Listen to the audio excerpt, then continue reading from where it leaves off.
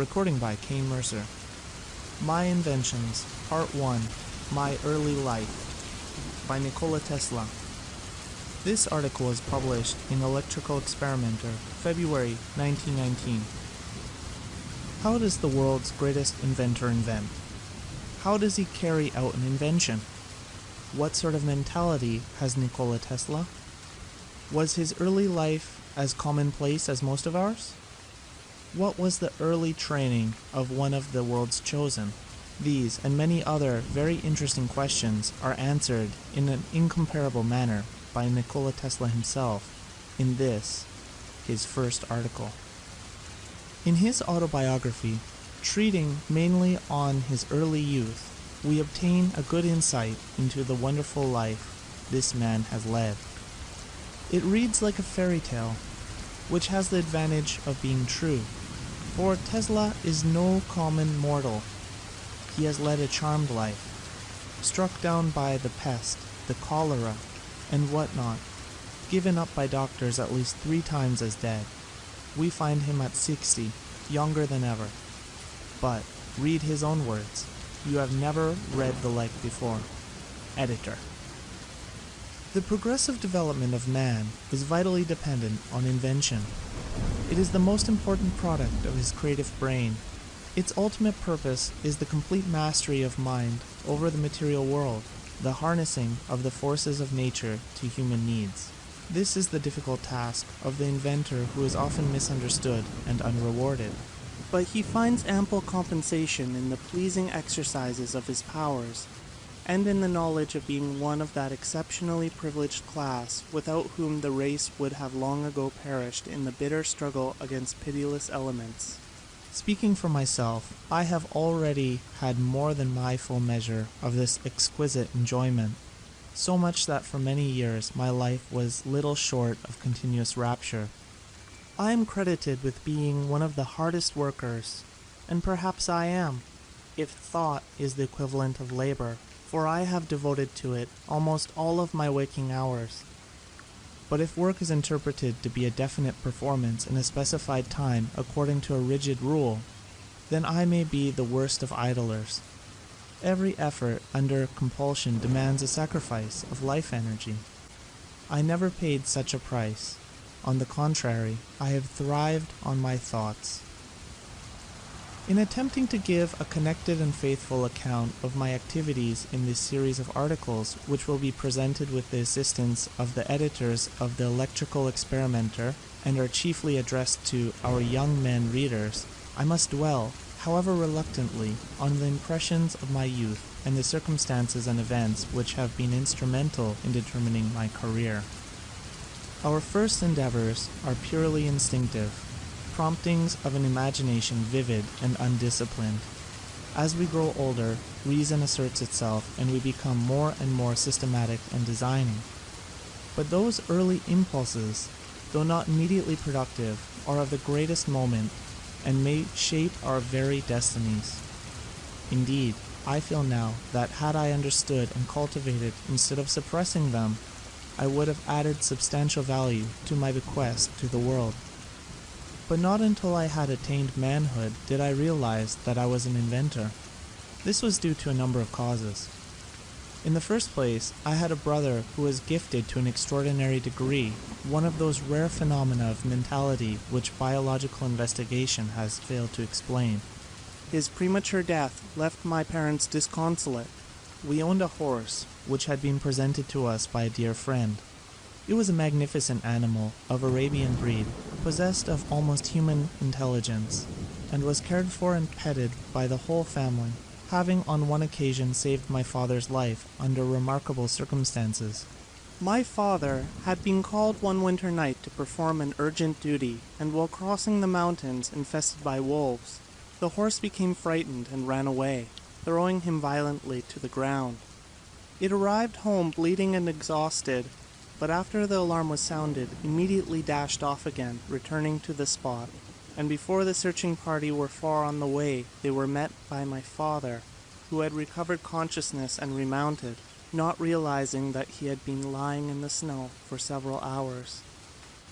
This horse was responsible for my brother's injuries, from which he died, I witnessed the tragic scene, and although 56 years have elapsed since, my visual impression of it has lost none of its force. The recollection of his attainments made every effort of mine seem dull in comparison. Anything I did that was creditable merely caused my parents to feel their loss more keenly. So I grew up with little confidence in myself. But I was far from being considered a stupid boy, if I am to judge from an incident of which I have still a strong remembrance. One day, the aldermen were passing through a street where I was at play with the other boys. The oldest of these venerable gentlemen, a wealthy citizen, paused to give a silver piece to each of us. Coming to me, he suddenly stopped and commanded, "Look in my eyes." I met his gaze, my hand outstretched to receive the much-valued coin, when to my dismay he said, "No, not much. You can get nothing from me. You are too smart." They used to tell a funny story about me. I had 2 old aunts with wrinkled faces, one of them having 2 teeth protruding like tusks of an elephant, which she buried in my cheek every time she kissed me. Nothing would scare me more than the prospect of being hugged by these affectionate as unattractive relatives. It happened that while being carried in my mother's arms, they asked me who was the prettier of the 2. After examining their faces intently, I answered thoughtfully, pointing to one of them, "This here is not as ugly as the other." Then again, I was intended from my very birth for the clerical profession, and this thought constantly oppressed me. I longed to be an engineer, but my father was inflexible. He was the son of an officer who served in the army of the great Napoleon, and, in common with his brother, professor of mathematics in a prominent institution, had received a military education, but, singularly enough, later embraced the clergy, in which vocation he achieved eminence. He was a very erudite man, a veritable natural philosopher, poet, and writer, and his sermons were said to be as eloquent as those of Abraham Santa Clara. He had a prodigious memory, and frequently recited at length from works in several languages. He often remarked playfully that if some of the classics were lost, he could restore them. His style of writing was much admired. He penned sentences short and terse, and was full of wit and satire. The humorous remarks he made were always peculiar and characteristic. Just to illustrate, I may mention 1 or 2 instances. Among the help, there was a cross-eyed man called Maine, employed to do work around the farm. He was chopping wood one day. As he swung the axe, my father, who stood nearby and felt very uncomfortable, cautioned him, "For God's sake, Maine, do not strike at what you are looking, but at what you intend to hit." On another occasion, he was taking out for a drive a friend who carelessly permitted his costly fur coat to rub on the carriage wheel. My father reminded him of it, saying, "Pull in your coat, you are ruining my tire." He had the odd habit of talking to himself, and would often carry on an animated conversation and indulge in heated argument, changing the tone of his voice. A casual listener might have sworn that several people were in the same room. Although I must trace to my mother's influence whatever inventiveness I possess, the training he gave me must have been helpful. It comprised all sorts of exercises as guessing one another's thoughts, discovering the defects of some form or expression, repeating long sentences, or performing mental calculations.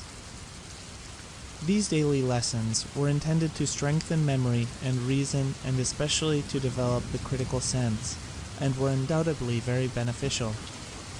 My mother descended from one of the oldest families in the country and a line of inventors. Both her father and grandfather originated numerous implements for household, agricultural, and other uses. She was a truly great woman of rare skill, courage, and fortitude, who had braved the storms of life and passed through many a trying experience. When she was 16, a virulent pestilence swept the country. Her father was called away to administer the last sacraments to the dying, and during his absence, she went alone to the assistance of a neighboring family who were stricken by the dread disease. All of the members, 5 in number, succumbed in rapid succession. She bathed, clothed, and laid out the bodies, decorating them with flowers according to the custom of the country. And when her father returned, he found everything ready for a Christian burial. My mother was an inventor of the first order, and would, I believe, have achieved great things had she not been so remote from modern life and its multifold opportunities. She invented and constructed all kinds of tools and devices, and wove the finest designs from thread which was spun by her. She even planted the seeds, raised the plants, and separated the fibers herself. She worked indefatigably from break of day till late at night, and most of the wearing apparel and furnishings of the home was the product of her hands.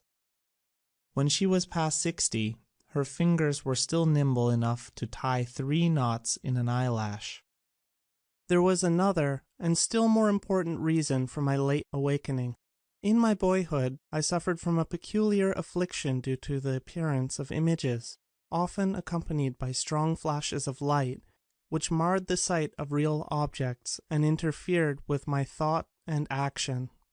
They were pictures of things and scenes which I had already seen, never of those I imagined. When a word was spoken to me, the image of the object it designated would present itself vividly to my vision, and sometimes I was quite unable to distinguish whether what I saw was tangible or not. This caused me great discomfort and anxiety. None of the students of psychology or physiology whom I have consulted could ever explain satisfactorily these phenomena. They seem to have been unique, although I was probably predisposed, as I know my brother experienced a similar trouble. The theory I have formulated is that the images were the result of a reflex action from the brain on the retina under great excitation. They certainly were not hallucinations such as are produced in diseased and anguished minds, for in other respects I was normal and composed. To give an idea of my distress, suppose that I had witnessed a funeral or some such nerve-wracking spectacle. Then, inevitably, in the stillness of night, a vivid picture of the scene would thrust itself before my eyes and persist despite all my efforts to banish it. Sometimes it would even remain fixed in space, though I pushed my hand through it. If my explanation is correct, it should be able to project on a screen the image of any object one conceives and make it visible. Such an advance would revolutionize all human relations. I am convinced that this wonder can and will be accomplished in time to come. I may add that I have devoted much thought to the solution of the problem. To free myself of these tormenting appearances, I tried to concentrate my mind on something else I had seen, and in this way I would often obtain temporary relief. But in order to get it, I had to conjure continuously new images. It was not long before I found that I had exhausted all of those at my command. My reel had run out, as it were, because I had seen little of the world, only objects in my home and the immediate surroundings. As I performed these mental operations for the second or third time, in order to chase the appearances from my vision, the remedy gradually lost all its force. Then I instinctively commenced to make excursions beyond the limits of the small world of which I had knowledge, and I saw new scenes. These were at first very blurred and indistinct, and would flit away when I tried to concentrate my attention upon them, but by and by I succeeded in fixing them. They gained in strength and distinctness, and finally assumed the correctness of real things. I soon discovered that my best comfort was attained if I simply went on in my vision farther and farther, getting new impressions all the time. And so I began to travel, of course, in my mind. Every night, and sometimes during the day, when alone, I would start on my journeys, see new places, cities and countries, live there, meet people, and make friendships and acquaintances, and, however unbelievable, it is a fact that they were just as dear to me as those in actual life, and not a bit less intense in their manifestations. This I did constantly until I was about 17, when my thoughts turned seriously to invention. Then I observed to my delight that I could visualize with the greatest facility. I needed no models, drawings, or experiments. I could picture them all as real in my mind. Thus, I have been led unconsciously to evolve what I consider a new method of materializing inventive concepts and ideas, which is radically opposite to the purely experimental and is, in my opinion, ever so much more expeditious and efficient. The moment one constructs a device to carry into practice a crude idea, he finds himself unavoidably engrossed with the details and defects of the apparatus. As he goes on improving and reconstructing, his force of concentration diminishes and he loses sight of the great underlying principle. Results may be obtained, but always at the sacrifice of quality. My method is different. I do not rush into actual work. When I get an idea, I start at once building it up in my imagination. I change the construction, make improvements, and operate the device in my mind. It is absolutely immaterial to me whether I run my turbine in thought or test it in my shop. I even note if it is out of balance. There is no difference whatsoever. The results are the same. In this way, I am able to rapidly develop and perfect a conception without touching anything. When I have gone so far as to embody in the invention every possible improvement I can think of and see no fault anywhere, I put into concrete form this final product of my brain. Invariably, my device works as I conceived that it should, and the experiment comes out exactly as I planned it. In 20 years, there has not been a single exception. Why should it be otherwise? Engineering, electrical and mechanical, is positive in results. There is scarcely a subject that cannot be mathematically treated and the effects calculated or the results determined beforehand from the available theoretical and practical data. The carrying out into practice of a crude idea as is being generally done is, I hold, nothing but a waste of energy, money, and time. My early affliction had, however, another compensation. The incessant mental exertion developed my powers of observation and enabled me to discover a truth of great importance.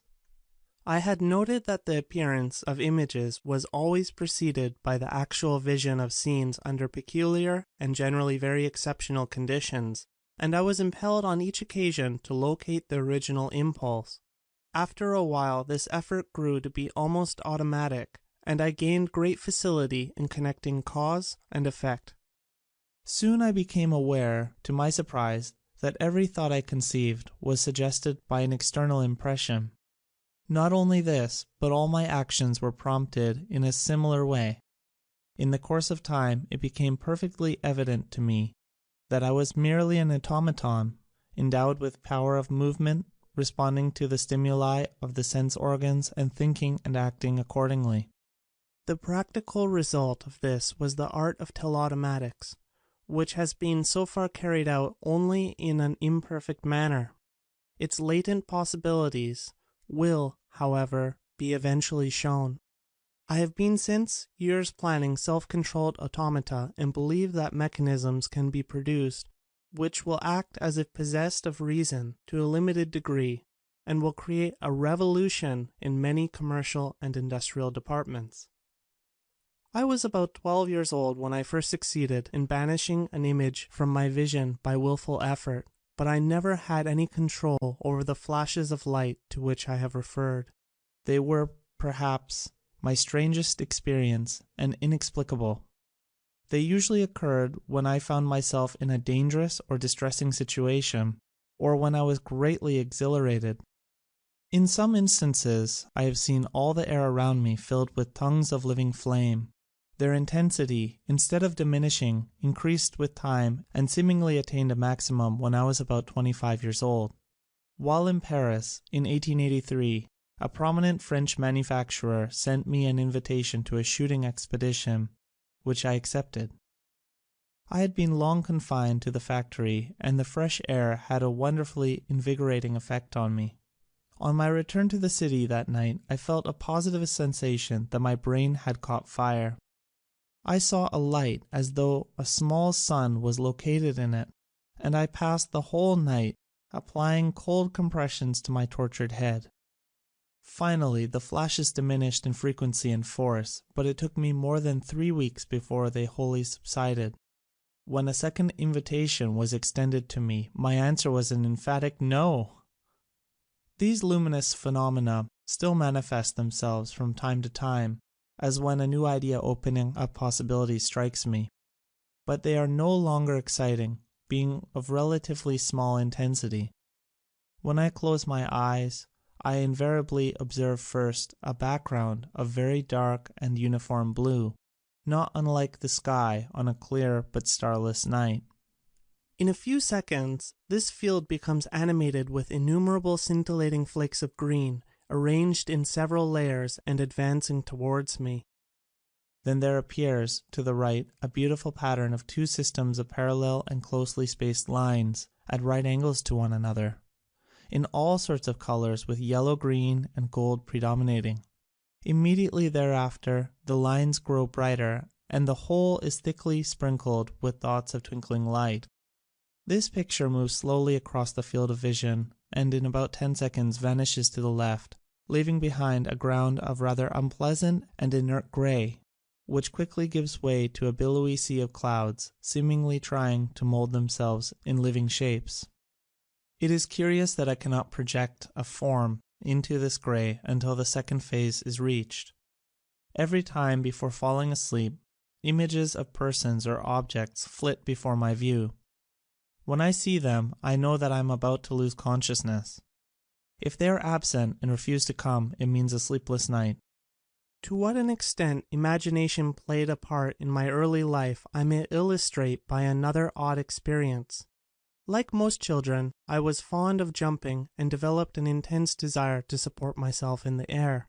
Occasionally, a strong wind, richly charged with oxygen, blew from the mountains, rendering my body as light as a cork, and then I would leap and float in space for a long time. It was a delightful sensation, and my disappointment was keen when later I undeceived myself. During that period, I contracted many strange likes, dislikes, and habits, some of which I can trace to external impressions, while others are unaccountable. I had a violent aversion against the earrings of women, but other ornaments, as bracelets, pleased me more or less according to design. The sight of a pearl would almost give me a fit, but I was fascinated with the glitter of crystals or objects with sharp edges and plain surfaces. I would not touch the hair of other people except, perhaps, at the point of a revolver. I would get a fever by looking at a peach, and if a piece of camphor was anywhere in the house, it caused me the keenest discomfort. Even now, I'm not insensible to some of these upsetting impulses. When I drop little squares of paper in a dish filled with liquid, I always sense a peculiar and awful taste in my mouth. I counted the steps in my walks and calculated the cubical contents of soup plates, coffee cups, and pieces of food. Otherwise, my meal was unenjoyable. All repeated acts or operations I performed had to be divisible by 3, and if I missed, I felt impelled to do it all over again, even if it took hours. Up to the age of 8 years, my character was weak and vacillating. I had neither courage nor strength to form a firm resolve. My feelings came in waves and surges, and vibrated unceasingly between extremes. My wishes were of consuming force, and like the heads of a hydra, they multiplied. I was oppressed by thoughts of pain in life and death, and religious fear. I was swayed by superstitious belief, and lived in constant dread of the spirit of evil, of ghosts and ogres and other unholy monsters of the dark. Then, all at once, there came a tremendous change which altered the course of my whole existence. Of all things, I liked books the best. My father had a large library, and whenever I could manage, I tried to satisfy my passion for reading. He did not permit it, and would fly into a rage when he caught me in the act. He hid the candles when he found that I was reading in secret. He did not want me to spoil my eyes, but I obtained tallow, made the wicking, and cast the sticks into tin forms, and every night I would push the keyhole and the cracks and read, often till dawn, when all others slept and my mother started on her arduous daily task. On one occasion, I came across a novel entitled Abafi, the Son of Abba, a Serbian translation of a well-known Hungarian writer, Josica. This work somehow awakened my dormant powers of will, and I began to practice self-control.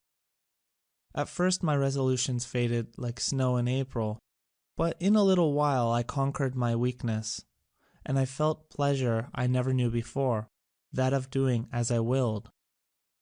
In the course of time, this vigorous mental exercise became second nature. At the outset, my wishes had to be subdued, but gradually desire and will grew to be identical. After years of such discipline, I gained so complete a mastery over myself that I toyed with passions which have meant destruction to some of the strongest men. At a certain age, I contracted a mania for gambling, which greatly worried my parents. To sit down to a game of cards was for me the quintessence of pleasure. My father led an exemplary life and could not excuse the senseless waste of time and money in which I indulged. I had a strong resolve, but my philosophy was bad. I would say to him, "I can stop whenever I please, but is it worth while to give up that which I would purchase with the joys of paradise?" On frequent occasions he gave vent to his anger and contempt, but my mother was different. She understood the character of men, and knew that one's salvation could only be brought about through his own efforts.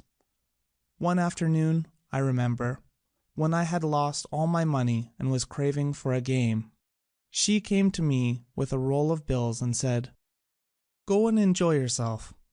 The sooner you lose all we possess, the better it will be. I know that you will get over it." She was right. I conquered my passion then and there, and only regretted that it had not been 100 times as strong. I not only vanquished but tore it from my heart so as not to leave even a trace of desire. Ever since that time I have been as indifferent to any form of gambling as to picking teeth. During another period I smoked excessively, threatening to ruin my health. Then my will asserted itself, and I not only stopped but destroyed all inclination. Long ago I suffered from heart trouble, until I discovered that it was due to the innocent cup of coffee I consumed every morning. I discontinued at once, though I confess it was not an easy task. In this way I checked and bridled other habits and passions, and have not only preserved my life, but derived an immense amount of satisfaction from what most men would consider privation and sacrifice. After finishing the studies at the Polytechnic Institute and University, I had a complete nervous breakdown, and while the malady lasted, I observed many phenomena, strange and unbelievable. To be continued in our March issue. End of section 1.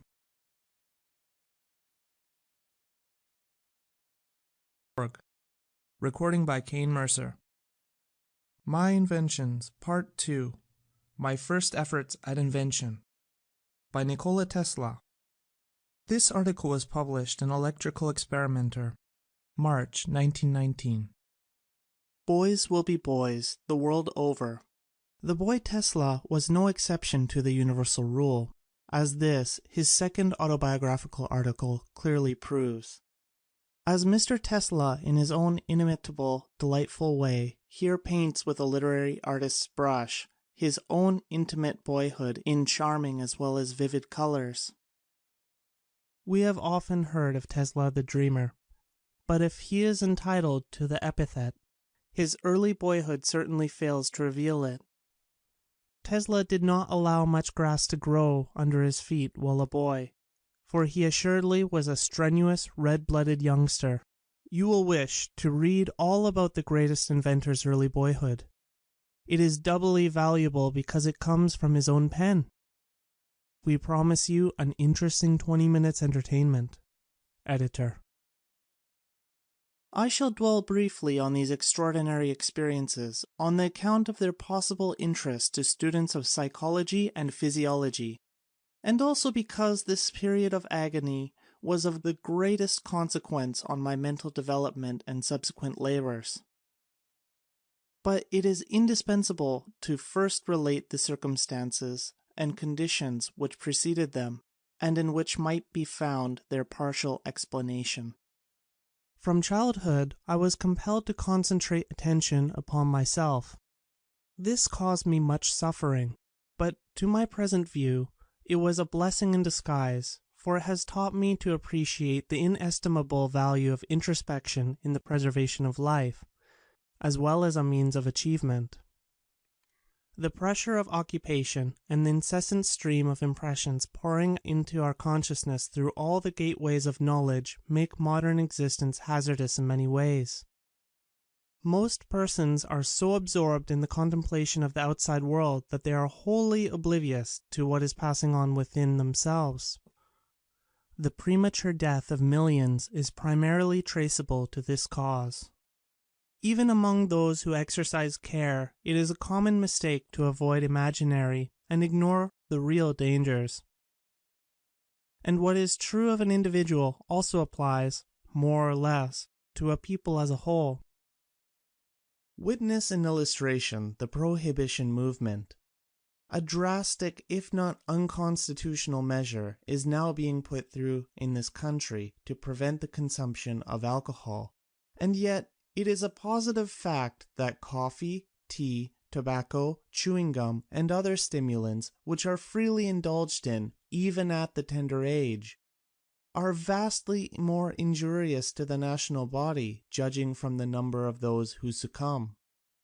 So, for instance, during my student years, I gathered from the published necrologues in Vienna, the home of coffee drinkers, that deaths from heart trouble sometimes reached 67% of the total. Similar observations might probably be made in cities where the consumption of tea is excessive. These delicious beverages superexcite and gradually exhaust the fine fibers of the brain. They also interfere seriously with arterial circulation and should be enjoyed all the more sparingly as their deleterious effects are slow and imperceptible. Tobacco, on the other hand, is conducive to easy and pleasant thinking, and detracts from the intensity and concentration necessary to all original and vigorous effort of the intellect. Chewing gum is helpful for a short while, but soon drains the glandular system and inflicts irreparable damage, not to speak of the revulsion it creates. Alcohol in small quantities is an excellent tonic, but is toxic in its action when absorbed in larger amounts, quite immaterial as to whether it is taken in as whiskey or produced in the stomach from sugar. But it should not be overlooked that all these are great eliminators, assisting nature, as they do, in upholding her stern but just law of survival of the fittest. Eager reformers should also be mindful of the eternal perversity of mankind, which makes the indifferent laissez-faire by far preferable to enforced restraint. The truth about this is that we need stimulants to do our best work under present living conditions, and that we must exercise moderation and control our appetites and inclinations in every direction. That is what I have been doing for many years, in this way maintaining myself young in body and mind. Abstinence was not always to my liking, but I find ample reward in the agreeable experiences I am now making. Just in the hope of converting some to my precepts and convictions, I will recall one or two. A short time ago, I was returning to my hotel. It was a bitter, cold night, the ground slippery, and no taxi to be had. Half a block behind me followed another man, evidently as anxious as myself to get under cover. Suddenly, my legs went up in the air. In the same instant there was a flash in my brain, the nerves responded, the muscles contracted, I swung through 180 degrees and landed on my hands. I resumed my walk as though nothing had happened when the stranger caught up with me. "How old are you?" he asked, surveying me critically. "Oh, about 59, I replied. "What of it?" "Well," said he, "I have seen a cat do this, but never a man. About a month since, I wanted to order new eyeglasses and went to an oculist who put me through the usual tests. He looked at me incredulously as I read off with ease the smallest print at considerable distance. But when I told him that I was past 60, he gasped in astonishment. Friends of mine often remark that my suits fit me like gloves, but they do not know that all my clothing is made to measurements which were taken nearly 35 years ago and never changed. During this same period my weight has not varied 1 pound. In this connection I may tell a funny story. One evening in the winter of 1885, Mr. Edison, Edward H. Johnson, the president of the Edison Illuminating Company, Mr. Batchelor, manager of the works, and myself entered a little place opposite 65 Fifth Avenue, where the offices of the company were located. Someone suggested guessing weights, and I was induced to step on a scale. Edison felt me all over and said, "Tesla weighs 152 pounds to an ounce," and he guessed it exactly. Stripped, I weighed 142 pounds, and that is still my weight.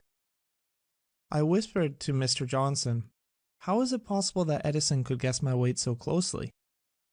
"Well," he said, lowering his voice, "I will tell you, confidentially, but you must not say anything. He was employed for a long time in a Chicago slaughterhouse, where he weighed thousands of hogs every day. That's why. My friend, the Honorable Chauncey M. Depew, tells of an Englishman on whom he sprung one of his original anecdotes and who listened with puzzled expression but, a year later, laughed out loud. I will frankly confess it took me longer than that to appreciate Johnson's joke. Now, my well-being is simply the result of a careful and measured mode of living, and perhaps the most astonishing thing is that 3 times in my youth I was rendered by illness a hopeless physical wreck and given up by physicians. More than this, through ignorance and lightheartedness I got into all sorts of difficulties, dangers, and scrapes from which I extricated myself as by enchantment. I was almost drowned a dozen times, was nearly boiled alive, and just missed being cremated. I was entombed, lost, and frozen. I had hair-breadth escapes from mad dogs, hogs, and other wild animals. I passed through dreadful diseases, all kinds of odd mishaps, and that I am hale and hearty today seems like a miracle. But as I recall these incidents to my mind, I feel convinced that my preservation was not altogether accidental. An inventor's endeavor is essentially life-saving. Whether he harnesses forces, improves devices, or provides new comforts and conveniences, he is adding to the safety of our existence. He is also better qualified than the average individual to protect himself in peril, for he is observant and resourceful. If I had no other evidence that I was, in a measure, possessed of such qualities, I would find it in these personal experiences. The reader will be able to judge for himself if I mention 1 or 2 instances. On one occasion, when I was about 14 years old, I wanted to scare some friends who were bathing with me. My plan was to dive under a long floating structure and slip out quietly at the other end. Swimming and diving came to me as naturally as to a duck, and I was confident that I could perform the feat. Accordingly, I plunged into the water and, when out of view, turned around and proceeded rapidly towards the opposite side. Thinking that I was safely beyond the structure, I rose to the surface, but to my dismay struck a beam. Of course, I quickly dived and forged ahead with rapid strokes until my breath was beginning to give out. Rising for the second time, my head came again in contact with a beam. Now I was becoming desperate. However, summoning all my energy, I made a third frantic attempt, but the result was the same. The torture of suppressed breathing was getting unendurable. My brain was reeling and I felt myself sinking. At that moment, when my situation seemed absolutely hopeless, I experienced one of those flashes of light, and the structure above me appeared before my vision. I either discerned or guessed that there was little space between the surface of the water and the boards resting on the beams, and, with consciousness nearly gone, I floated up, pressed my mouth close to the planks, and managed to inhale a little air. unfortunately mingled with a spray of water which nearly choked me. Several times I repeated this procedure as in a dream until my heart, which was racing at a terrible rate, quieted down and I gained composure. After that I made a number of unsuccessful dives, having completely lost the sense of direction, but finally succeeded in getting out of the trap when my friends had already given me up and were fishing for my body. That bathing season was spoiled for me through recklessness, but I soon forgot the lesson, and only 2 years later I fell into a worse predicament. There was a large flour mill with a dam across the river near the city where I was studying at the time. As a rule, the height of the water was only 2 or 3 inches above the dam, and to swim out to it was a sport not very dangerous, in which I often indulged. One day I went alone to the river to enjoy myself as usual. When I was a short distance from the masonry, however, I was horrified to observe that the water had risen and was carrying me along swiftly. I tried to get away, but it was too late. Luckily, though, I saved myself from being swept over by taking hold of the wall with both hands.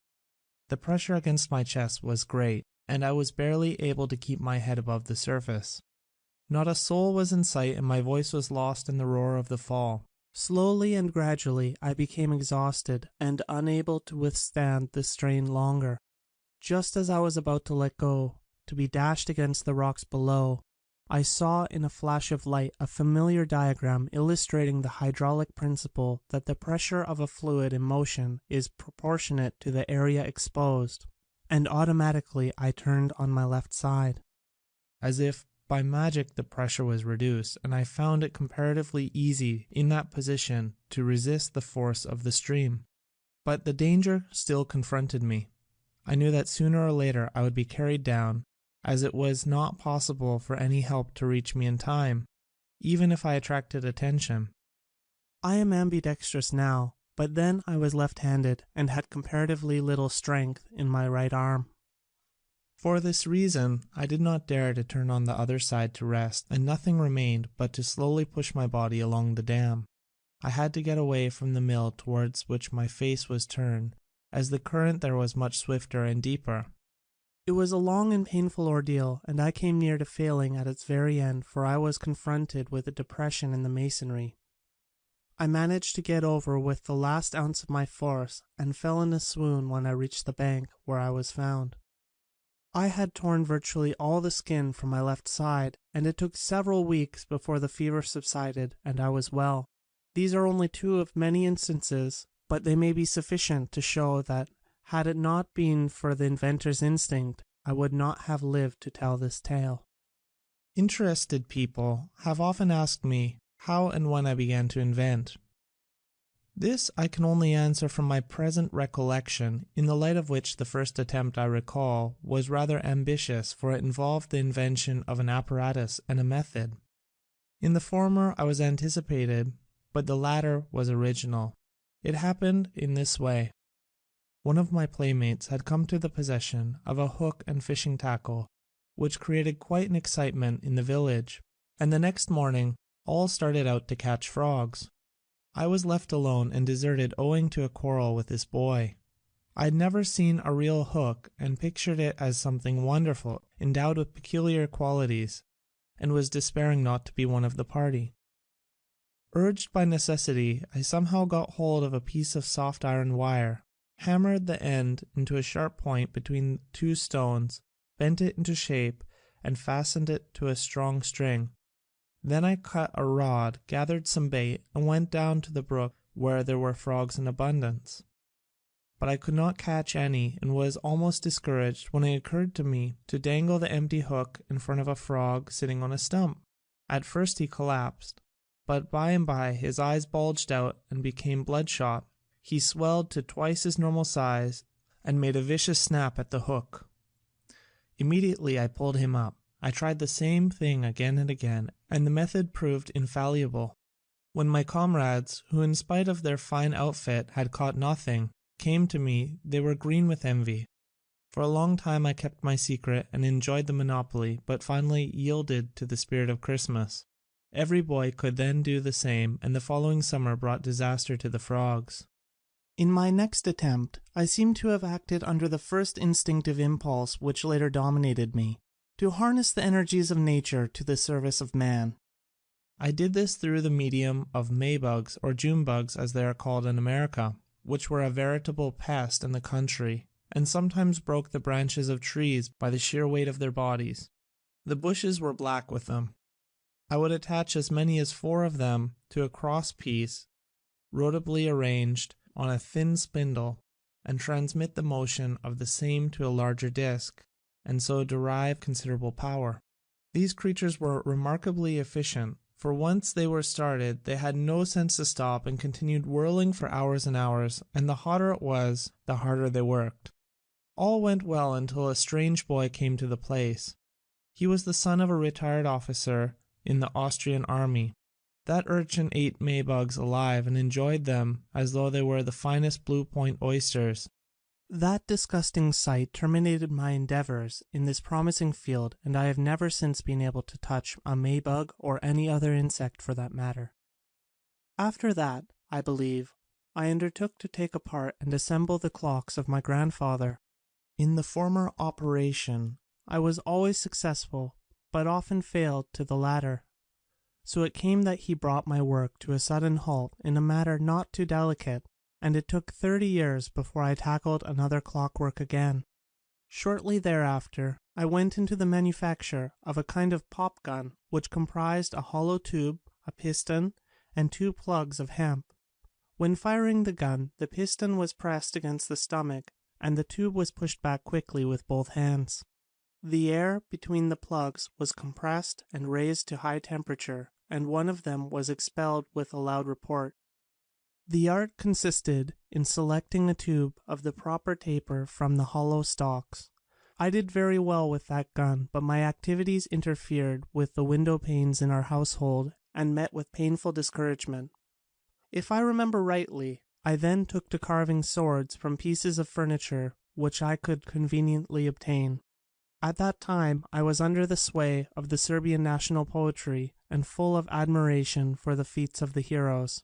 I used to spend hours in mowing down my enemies in the form of cornstalks, which ruined the crops and netted me several spankings from my mother. Moreover, these were not of the formal kind, but the genuine article. I had all this and more behind me before I was 6 years old, and had passed through 1 year of elementary school in the village of Similjan, where I was born. At this juncture we moved to the little city of Gospic nearby. This change of residence was like a calamity to me. It almost broke my heart to part from our pigeons, chickens, and sheep, and our magnificent flock of geese, which used to rise to the clouds in the morning and return from the feeding grounds at sundown in battle formation, so perfect that it would have put a squadron of the very best aviators of the present day to shame. In our new house I was but a prisoner, watching the strange people I saw through the window blinds. My bashfulness was such that I would rather have faced a roaring lion than one of the city dudes who strolled about. But my hardest trial came on Sunday, when I had to dress up and attend the service. There I meet with an accident, the mere thought of which made my blood curdle like sour milk for years afterwards. It was my second adventure in a church. Not long before I was entombed for a night in an old chapel on an inaccessible mountain which was visited only once a year. It was an awful experience, but this one was worse. There was a wealthy lady in town, a good but pompous woman, who used to come to church gorgeously painted up and attired with an enormous train and attendants. One Sunday I had just finished ringing the bell in the belfry, and rushed downstairs when this grand dame was sweeping out, and I jumped on her train. It tore off with a ripping noise, which sounded like a salvo of musketry fired by raw recruits. My father was livid with rage. He gave me a gentle slap on the cheek, the only corporal punishment he ever administered to me, but I almost feel it now. The embarrassment and confusion that followed are indescribable. I was practically ostracized until something else happened that redeemed me in the estimation of the community. An enterprising young merchant had organized a fire department. A new fire engine was purchased, uniforms provided, and men drilled for service and parade. The engine was, in reality, a pump to be worked by 16 men, and was beautifully painted red and black. One afternoon the official trial was prepared for, and the machine was transported to the river. The entire population turned out to witness the great spectacle. When all the speeches and ceremonies were concluded, the command was given to pump, but not a drop of water came from the nozzle. The professors and experts tried in vain to locate the trouble. The fizzle was complete when I arrived at the scene. My knowledge of the mechanism was nil, and I knew next to nothing of air pressure, but instinctively I felt for the suction hose in the water and found that it had collapsed. When I waded in the river and opened it up, the water rushed forth, and not a few Sunday clothes were spoiled. Archimedes running naked through the streets of Syracuse and shouting "Eureka" at the top of his voice did not make a greater impression than myself. I was carried on the shoulders and was the hero of the day. Upon settling in the city, I began a 4 years course in the so-called normal school preparatory to my studies at the college or real gymnasium. During this period, my boyish efforts and exploits, as well as troubles, continued. Among other things, I attained the unique distinction of champion crow catcher in the country. My method of procedure was extremely simple. I would go in the forest, hide in the bushes, and imitate the call of the bird.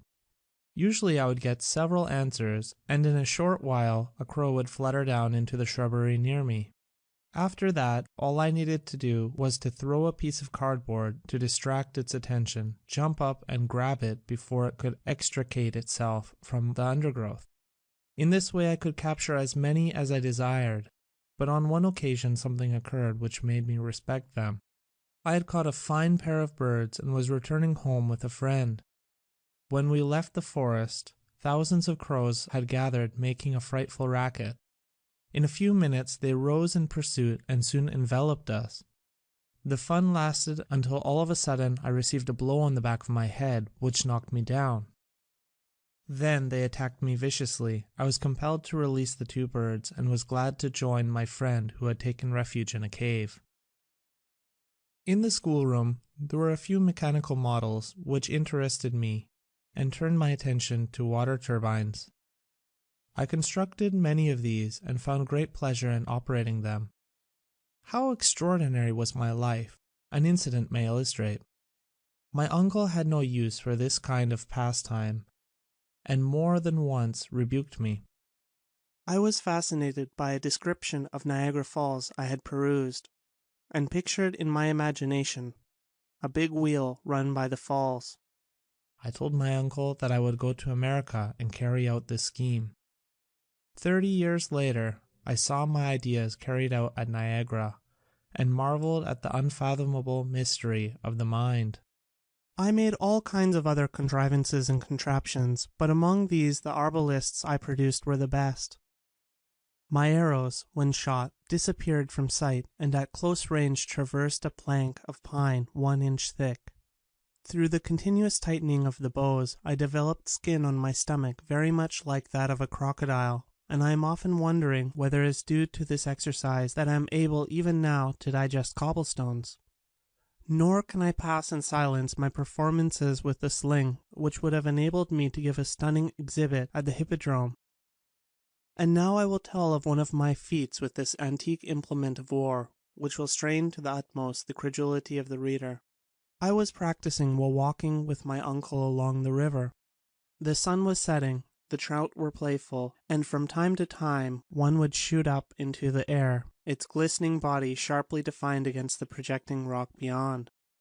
Of course any boy might have hit a fish under these propitious conditions, but I undertook a much more difficult task, and I foretold to my uncle to the minutest detail what I intended doing.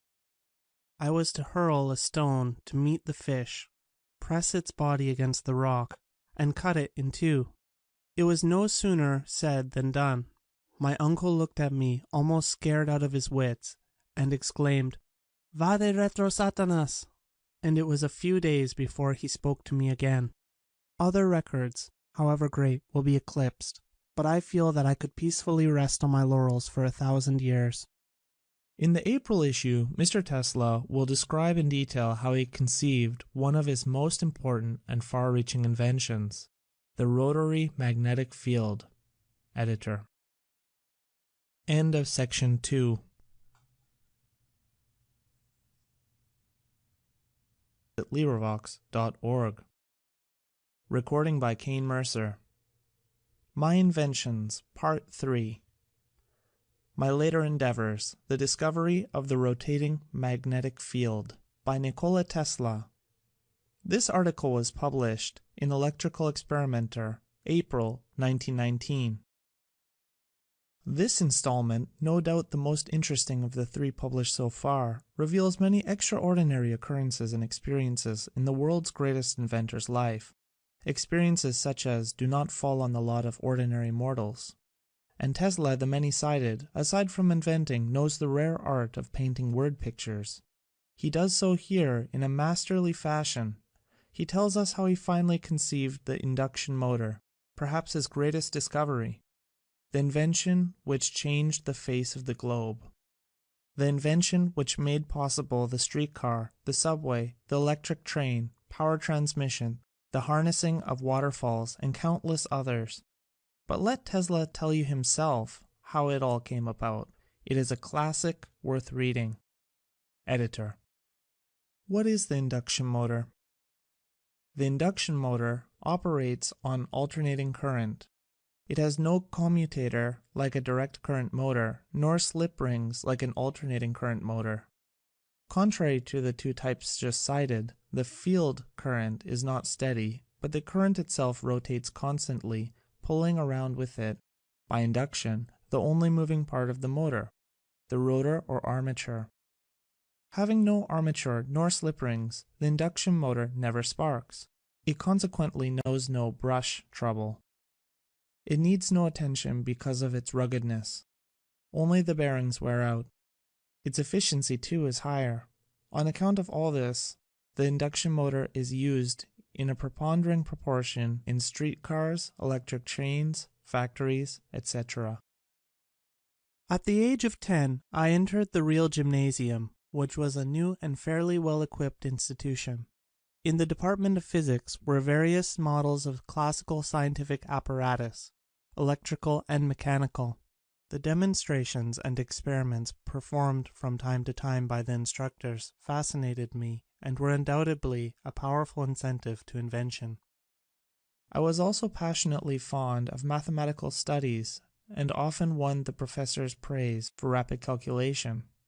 This was due to my acquired faculty of visualizing the figures and performing the operations, not in the usual intuitive matter, but as in actual life.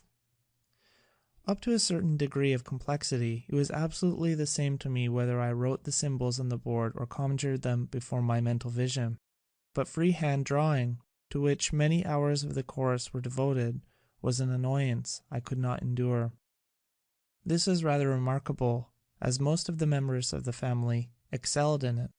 Perhaps my aversion was simply due to the predilection I found in undisturbed thought. Had it not been for a few exceptionally stupid boys who could not do anything at all, my record would have been the worst. It was a serious handicap, as under the then existing educational regime, drawing being obligatory, this deficiency threatened to spoil my whole career, and my father had considerable trouble in railroading me from one class to another. In the second year at that institution, I became obsessed with the idea of producing continuous motion through steady air pressure. The pump incident, of which I have told, had set afire my youthful imagination and impressed me with the boundless abilities of a vacuum. I grew frantic in my desire to harness this inexhaustible energy, but for a long time I was groping in the dark. Finally, however, my endeavors crystallized in an invention which was to enable me to achieve what no other mortal ever attempted. Imagine a cylinder freely rotatable on 2 bearings partly surrounded by a rectangular trough which fits it perfectly. The open side of the trough is closed by a partition so that the cylindrical segment within the enclosure divides the latter into 2 compartments entirely separated from each other by airtight sliding joints. One of these compartments being sealed and once for all exhausted, the other remaining open, a perpetual rotation of the cylinder would result, at least I thought so. A wooden model was constructed and fitted with infinite care, and when I applied the pump on one side and actually observed that there was a tendency to turning, I was delirious with joy. Mechanical flight was the one thing I wanted to accomplish, although still under the discouraging recollection of a bad fall I sustained by jumping with an umbrella from the top of a building. Every day I used to transport myself through the air to distant regions, but I could not understand just how I managed to do it. Now I had something concrete, a flying machine with nothing more than a rotating shaft, flapping wings, and a vacuum of unlimited power. From that time on, I made my daily aerial excursions in a vehicle of comfort and luxury, as might have befitted King Solomon. It took years before I understood that the atmospheric pressure acted at right angles to the surface of the cylinder, and that the slight rotary effort I observed was due to a leak. Though this knowledge came gradually, it gave me a painful shock. I had hardly completed my course at the real gymnasium when I was prostrated with a dangerous illness, or rather a score of them, and my condition became so desperate that I was given up by physicians. During this period I was permitted to read constantly, obtaining books from the public library which had been neglected and entrusted to me for classification of the works and preparation of the catalogues. One day I was handed a few volumes of new literature unlike anything I had ever read before, and so captivating as to make me utterly forget my hopeless state. They were the earlier works of Mark Twain, and to them might have been due the miraculous recovery which followed. 25 years later, when I met Mr. Clemens and we formed a friendship between us, I told him of the experience and was amazed to see that the great man of laughter burst into tears.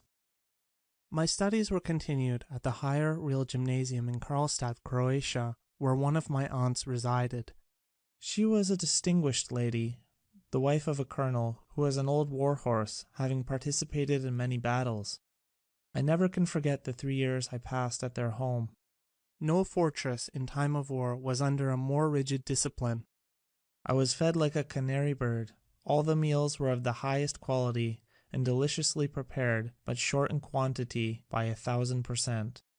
The slices of ham cut by my aunt were like tissue paper. When the colonel would put something substantial on my plate, she would snatch it away and say excitedly to him, "Be careful, Nico is very delicate." I had a voracious appetite and suffered like Tantalus, but I lived in an atmosphere of refinement and artistic taste quite unusual for those times and conditions. The land was low and marshy, and malaria fever never left me while there, despite of the enormous amounts of quinine I consumed. Occasionally the river would rise and drive an army of rats into the buildings, devouring everything, even to the bundles of the fierce paprika. These pests were to me a welcome diversion. I thinned their ranks by all sorts of means, which won me the unenviable distinction of rat catcher in the community. At last, however, my course was completed, the misery ended, and I obtained the certificate of maturity which brought me to the crossroads. During all those years my parents never wavered in their resolve to make me embrace the clergy, the mere thought of which filled me with dread. I had become intensely interested in electricity under the stimulating influence of my professor of physics, who was an ingenious man and often demonstrated the principles by apparatus of his own invention. Among these I recall a device in the shape of a freely rotatable bulb with tinfoil coatings, which was made to spin rapidly when connected to a static machine. It is impossible for me to convey an adequate idea of the intensity of feeling I experienced in witnessing his exhibitions of these mysterious phenomena. Every impression produced 1,000 echoes in my mind. I wanted to know more of this wonderful force. I longed for experiment and investigation, and resigned myself to the inevitable with aching heart. Just as I was making ready for the long journey home, I received word that my father wished me to go on a shooting expedition. It was a strange request, as he had always been strenuously opposed to this kind of sport. But a few days later I learned that the cholera was raging in that district, and, taking advantage of an opportunity, I returned to Gospic in disregard of my parents' wishes. It was incredible how absolutely ignorant people were as to the causes of this scourge which visited the country in intervals from 15 to 20 years. They thought that the deadly agents were transmitted through the air and filled it with pungent odors and smoke. In the meantime, they drank the infected water and died in heaps. I contracted the awful disease on the very day of my arrival, and although surviving the crisis, I was confined to bed for 9 months with scarcely any ability to move. My energy was completely exhausted, and for the second time I found myself at death's door. In one of the sinking spells, which was thought to be the last, my father rushed into the room. I still see his pallid face as he tried to cheer me in tones belying his assurance. "Perhaps," I said, "I may get well if you let me study engineering." "You will go to the best technical institution in the world," he solemnly replied, and I knew that he meant it. A heavy weight was lifted from my mind, but the relief would have come too late had it not been for a marvelous cure brought about through a bitter decoction of a peculiar bean. I came to life like another Lazarus, to the utter amazement of everybody. My father insisted that I spend a year in healthful physical outdoor exercises, to which I reluctantly consented. For most of this term I roamed in the mountains, loaded with a hunter's outfit and a bundle of books, and this contact with nature made me stronger in body as well as in mind. I thought and planned, and conceived many ideas almost as a rule delusive. The vision was clear enough, but the knowledge of principles was very limited. In one of my inventions I proposed to convey letters and packages across the seas, through a submarine tube, in spherical containers of sufficient strength to resist the hydraulic pressure. The pumping plant intended to force the water through the tube was accurately figured and designed, and all other particulars carefully worked out. Only one trifling detail, of no consequence, was lightly dismissed. I assumed an arbitrary velocity of the water, and, what is more, took pleasure in making it high, thus arriving at a stupendous performance supported by faultless calculations. Subsequent reflections, however, on the resistance of pipes to fluid flow determined me to make this invention public property. Another one of my projects was to construct a ring around the equator which would, of course, float freely and could be arrested in its spinning motion by reactionary forces, thus enabling travel at a rate of about 1,000 miles an hour, impracticable by rail. The reader will smile. The plan was difficult of execution, I will admit, but not nearly so bad as that of a well-known New York professor who wanted to pump the air from the torrid to temperate zones, entirely forgetful of the fact that the Lord had provided a gigantic machine for this very purpose. Still another scheme, far more important and attractive, was to derive power from the rotational energy of terrestrial bodies. I had discovered that objects on the Earth's surface, owing to the diurnal rotation of the globe, are carried by the same alternately in and against the direction of translatory movement. From this results a great change in momentum, which could be utilized in the simplest imaginable manner to furnish motive effort in any habitable region of the world. I cannot find words to describe my disappointment when later I realized that I was in the predicament of Archimedes, who vainly sought for a fixed point in the universe. At the termination of my vacation, I was sent to the Polytechnic School in Graz, Styria, which my father had chosen as one of the oldest and best reputed institutions. That was the moment I had eagerly awaited, and I began my studies under good auspices and firmly resolved to succeed. My previous training was above average due to my father's teaching and opportunities afforded.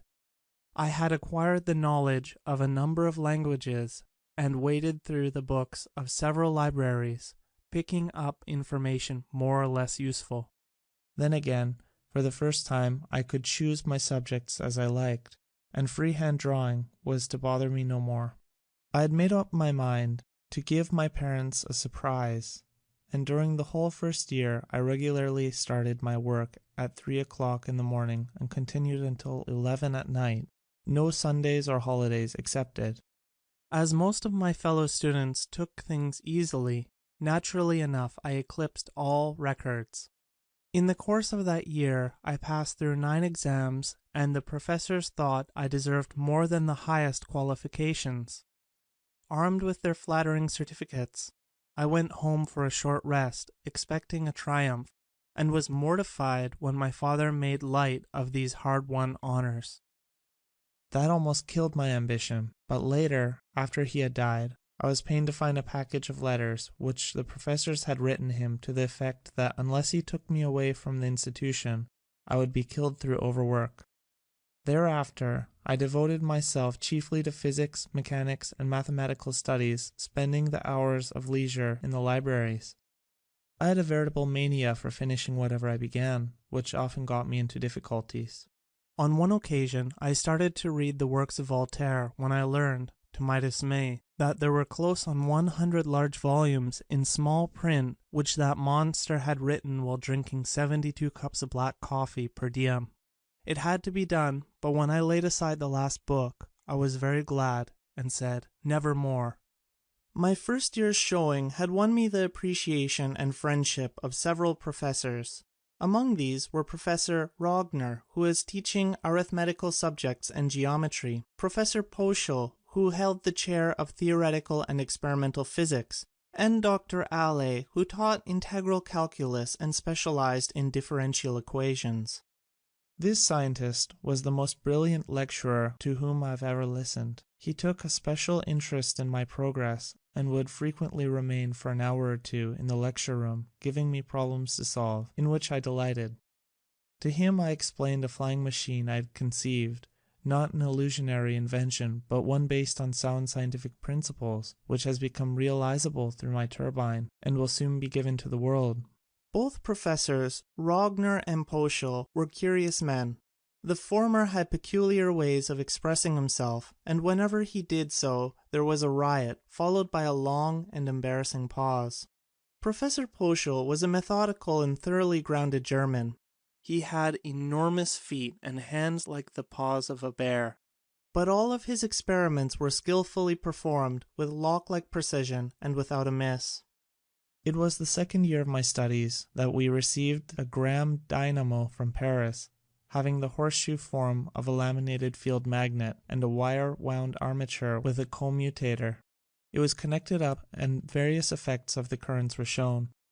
While Professor Poschel was making demonstrations, running the machine as a motor, the brushes gave trouble, sparking badly, and I observed that it might be possible to operate a motor without these appliances.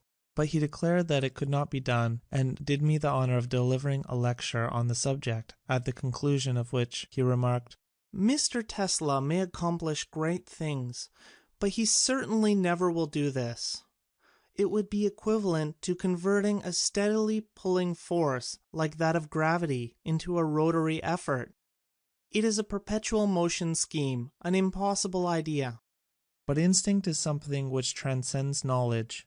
We have, undoubtedly, certain finer fibers that enable us to perceive truths when logical deduction or any other willful effort of the brain is futile. For a time I wavered, impressed by the professor's authority, but soon became convinced I was right and undertook the task with all the fire and boundless confidence of youth. I started by first picturing in my mind a direct current machine, running it and following the changing flow of the currents in the armature. Then I would imagine an alternator and investigate the process taking place in a similar manner. Next, I would visualize systems comprising motors and generators and operate them in various ways. The images I saw were to me perfectly real and tangible. All my remaining term in Graz was passed in intense but fruitless efforts of this kind, and I almost came to the conclusion that the problem was insolvable. In 1880, I went to Prague, Bohemia, carrying out my father's wish to complete my education at the university there. It was in that city that I made a decided advance, which consisted in detaching the commutator from the machine and studying the phenomena in this new aspect, but still without result. In the year following, there was a sudden change in my views of life. I realized that my parents had been making too great sacrifices on my account and resolved to relieve them of the burden. The wave of the American telephone had just reached the European continent, and the system was to be installed in Budapest, Hungary. It appeared an ideal opportunity, all the more as a friend of our family was at the head of the enterprise. It was here that I suffered the complete breakdown of the nerves to which I have referred. What I experienced during the period of that illness surpasses all belief. My sight and hearing were always extraordinary. I could clearly discern objects in the distance when others saw no trace of them. Several times in my boyhood, I saved the houses of our neighbors from fire by hearing the faint crackling sounds which did not disturb their sleep and calling for help. In 1899, when I was past 40 and carrying on my experiments in Colorado, I could hear very distinctly thunderclaps at a distance of 550 miles. The limit of audition for my young assistants was scarcely more than 150 miles. My ear was thus over 13 times more sensitive. Yet at that time I was, so to speak, stone deaf in comparison with the acuteness of my hearing while under the nervous strain. In Budapest I could hear the ticking of a watch with 3 rooms between me and the timepiece. A fly alighting on the table in the room would cause a dull thud in my ear. A carriage passing at a distance of a few miles fairly shook my whole body. The whistle of a locomotive 20 or 30 miles away made the bench or chair on which I sat vibrate so strongly that the pain was unbearable. The ground under my feet trembled continuously. I had to support my bed on rubber cushions to get any rest at all. The roaring noises from near and far often produced the effect of spoken words which often would have frightened me had I not been able to resolve them into their accidental components. The sun's rays, when periodically intercepted, would cause blows of such force on my brain that they would stun me. I had to summon all my willpower to pass under a bridge or other structure as I experienced a crushing pressure on the skull.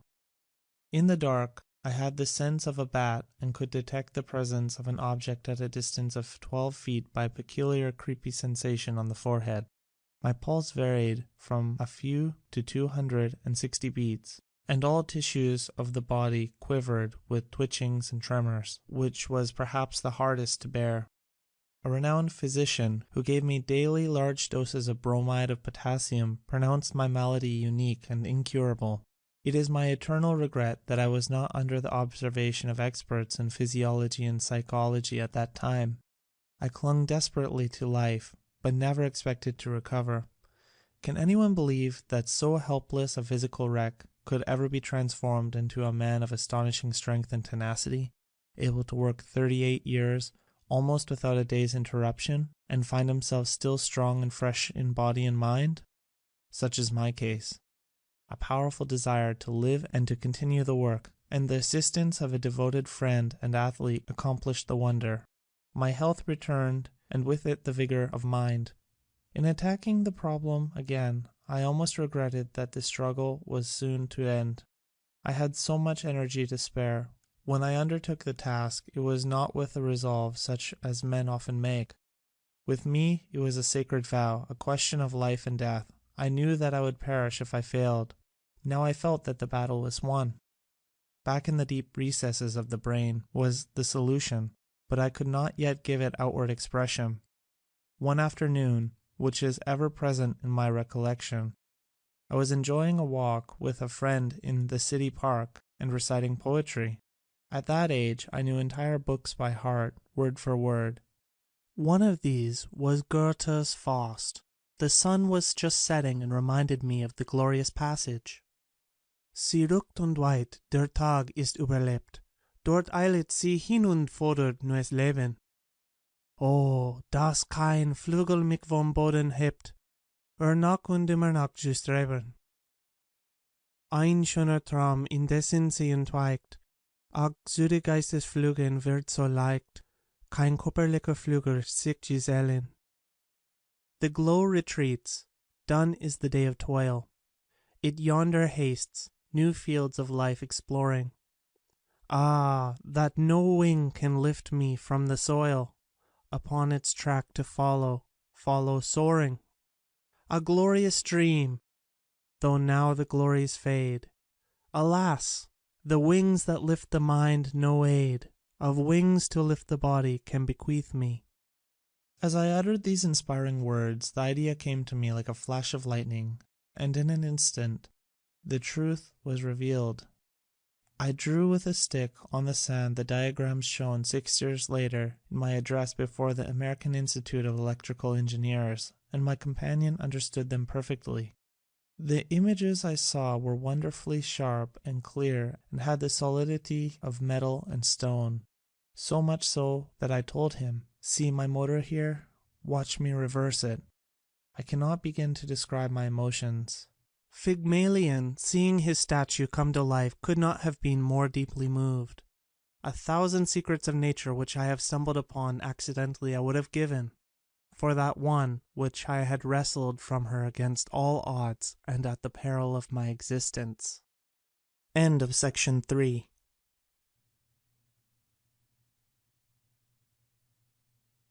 Recording by Abai in December 2018. My Inventions, Part 4. The Discovery of the Tesla Coil and Transformer by Nikola Tesla. This article was published in Electrical Experimenter, May 1919. For a while I gave myself up entirely to the intense enjoyment of picturing machines and devising new forms. It was a mental state of happiness about as complete as I have ever known in life. Ideas came in an uninterrupted stream, and the only difficulty I had was to hold them fast. The pieces of apparatus I conceived were to me absolutely real and tangible in every detail, even to the minutest marks and signs of wear. I delighted in imagining the motors constantly running, for in this way they presented to the mind's eye a more fascinating sight. When natural inclination develops into a passionate desire, one advances towards his goal in 7-league boots.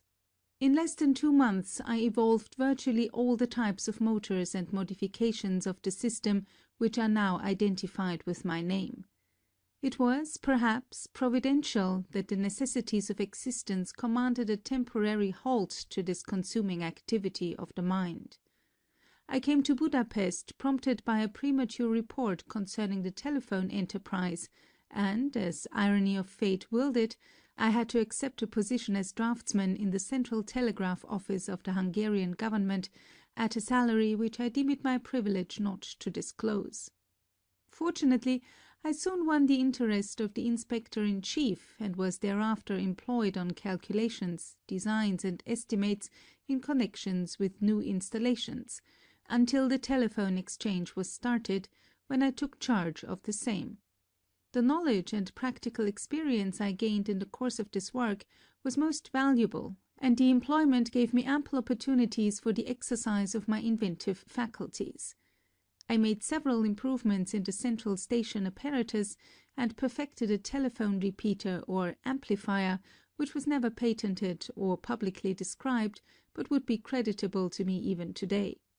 In recognition of my efficient assistance, the organizer of the undertaking, Mr. Puskas, upon disposing of his business in Budapest, offered me a position in Paris, which I gladly accepted. I never can forget the deep impression that magic city produced on my mind. For several days after my arrival I roamed through the streets in utter bewilderment of the new spectacle. The attractions were many and irresistible, but, alas, the income was spent as soon as received. When Mr. Puskas asked me how I was getting along in the new sphere, I described the situation accurately in the statement that the last 29 days of the month are the toughest. I led a rather strenuous life in what would now be termed Rooseveltian fashion. Every morning, regardless of weather, I would go from the Boulevard Saint-Marcel, where I resided, to a bathing house on the Seine, plunge into the water, loop the circuit 27 times, and then walk an hour to reach Ivry, where the company's factory was located. There I would have a good woodchopper's breakfast at 7:30, and then eagerly await the lunch hour, in the meanwhile cracking hard nuts for the manager of the works, Mr. Charles Batchelor, who was an intimate friend and assistant of Edison. Here I was thrown in contact with a few Americans who fairly fell in love with me because of my proficiency in billiards. To these men I explained my invention, and one of them, Mr. D. Cunningham, foreman of the mechanical department, offered to form a stock company. The proposal seemed to me comical in the extreme. I did not have the faintest conception of what that meant, except that it was an American way of doing things. Nothing came of it, however, and during the next few months I had to travel from one to another place in France and Germany to cure the ills of the power plants. On my return to Paris I submitted to one of the administrators of the company, Mr. Rau, a plan for improving their dynamos, and was given an opportunity. My success was complete, and the delighted directors accorded me the privilege of developing automatic regulators, which were much desired. Shortly after, there was some trouble with the lightning plant which had been installed at the new railroad station in Strasbourg, Alsace. The wiring was defective, and on the occasion of the opening ceremonies, a large part of a wall was blown out through a short circuit, right in the presence of old Emperor William I. The German government refused to take the plant, and the French company was facing a serious loss. On account of my knowledge of the German language and past experience, I was entrusted with the difficult task of straightening out matters, and early in 1883 I went to Strasbourg on that mission. The first induction motor is built. Some of the incidents in that city have left an indelible record on my memory. By a curious coincidence, a number of men who subsequently achieved fame lived there about that time. In later life, I used to say, there were bacteria of greatness in that old town. Others caught the disease, but I escaped. The practical work, correspondence and conferences with officials kept me preoccupied day and night, but as soon as I was able to manage, I undertook the construction of a simple motor in a mechanical shop opposite the railroad station, having brought with me from Paris some material for that purpose. The consummation of the experiment was, however, delayed until the summer of that year, when I finally had the satisfaction of seeing rotation effected by alternating currents of different phase, and without sliding contacts or commutator, as I had conceived a year before. It was an exquisite pleasure, but not to compare with the delirium of joy following the first revelation. Among my new friends was the former mayor of the city, Mr. Bauzin, whom I had already in a measure acquainted with this and other inventions of mine, and whose support I endeavored to enlist. He was sincerely devoted to me and put my project before several wealthy persons, but, to my mortification, found no response. He wanted to help me in every possible way, and the approach of the 1st of July 1919 happens to remind me of a form of assistance I received from that charming man, which was not financial, but none the less appreciated. In 1870, when the Germans invaded the country, Mr. Bauzin had buried a good-sized allotment of Saint-Estèphe of 1801, and he came to the conclusion that he knew no worthier person than myself to consume that precious beverage. This, I may say, is one of the unforgettable incidents to which I have referred. My friend urged me to return to Paris as soon as possible and seek support there. This I was anxious to do, but my work and negotiations were protracted owing to all sorts of petty obstacles I encountered, so that at times the situation seemed hopeless. German efficiency. Just to give an idea of German thoroughness and efficiency, I may mention here a rather funny experience. An incandescent lamp of 16 candle power was to be placed in a hallway, and upon selecting the proper location, I ordered the monteur to run the wires. After working for a while, he concluded that the engineer had to be consulted, and this was done. The latter made several objections, but ultimately agreed that the lamp should be placed 2 inches from the spot I had assigned, whereupon the work proceeded. Then the engineer became worried and told me that Inspector Avadek should be notified. That important person called, investigated, debated, and decided that the lamp should be shifted back 2 inches, which was the place I had marked. It was not long, however, before Avadek got cold feet himself and advised me that he had informed Ober-Inspector Hieronymus of the matter, and that I should await his decision. It was several days before the Ober-Inspector was able to free himself of other pressing duties, but at last he arrived and a 2-hour debate followed, when he decided to move the lamp 2 inches farther.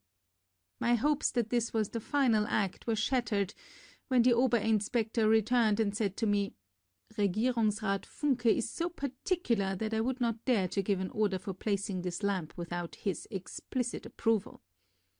Accordingly, arrangements for a visit from this great man were made. We started cleaning up and polishing early in the morning.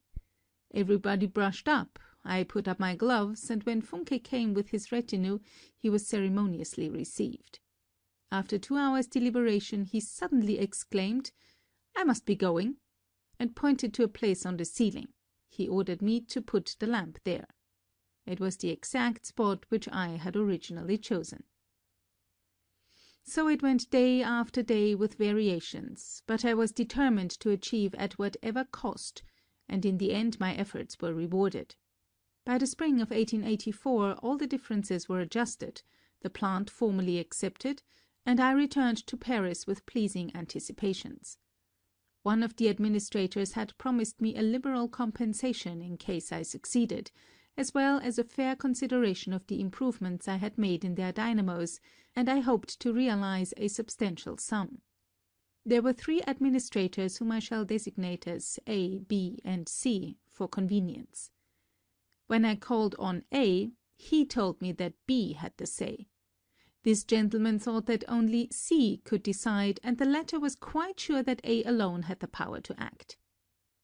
After several laps of this circulus viciosus, it dawned upon me that my reward was a castle in Spain. The utter failure of my attempts to raise capital for development was another disappointment, and when Mr. Batchelor pressed me to go to America with a view of redesigning the Edison machines, I determined to try my fortunes in the land of golden promise. But the chance was nearly missed. I liquefied my modest assets, secured accommodations, and found myself at the railroad station as the train was pulling out. At that moment I discovered that my money and tickets were gone. What to do was the question. Hercules had plenty of time to deliberate, but I had to decide while running alongside the train, with opposite feelings surging in my brain like condenser oscillation. Resolve, helped by dexterity, won out in the nick of time, and upon passing through the usual experiences, as trivial as unpleasant, I managed to embark for New York with the remnants of my belongings, some poems and articles I had written, and a package of calculations relating to solutions of an unsolvable integral, and to my flying machine. During the voyage I sat most of the time at the stern of the ship, watching for an opportunity to save somebody from a watery grave, without the slightest thought of danger. Later, when I had absorbed some of the practical American sense, I shivered at the recollection, and marveled at my former folly. Tesla in America. I wish that I could put in words my first impressions of this country. In the Arabian tales I read how genii transported people into a land of dreams to live through delightful adventures. My case was just the reverse. The genii had carried me from a world of dreams into one of realities. What I had left was beautiful, artistic, and fascinating in every way. What I saw here was machined, rough, and unattractive. A burly policeman was twirling his stick, which looked to me as big as a log. I approached him politely with the request to direct me. 6 blocks down, then to the left, he said, with murder in his eyes. Is this America? I asked myself in painful surprise. It is a century behind Europe in civilization. When I went abroad in 1889, 5 years having elapsed since my arrival here, I became convinced that it was more than 100 years ahead of Europe, and nothing has happened to this day to change my opinion. Tesla meets Edison. The meeting with Edison was a memorable event in my life. I was amazed at this wonderful man who, without early advantages and scientific training, had accomplished so much. I had studied a dozen languages, delved in literature and art, and had spent my best years in libraries reading all sorts of stuff that fell into my hands, from Newton's Principia to the novels of Paul de Kock, and felt that most of my life had been squandered.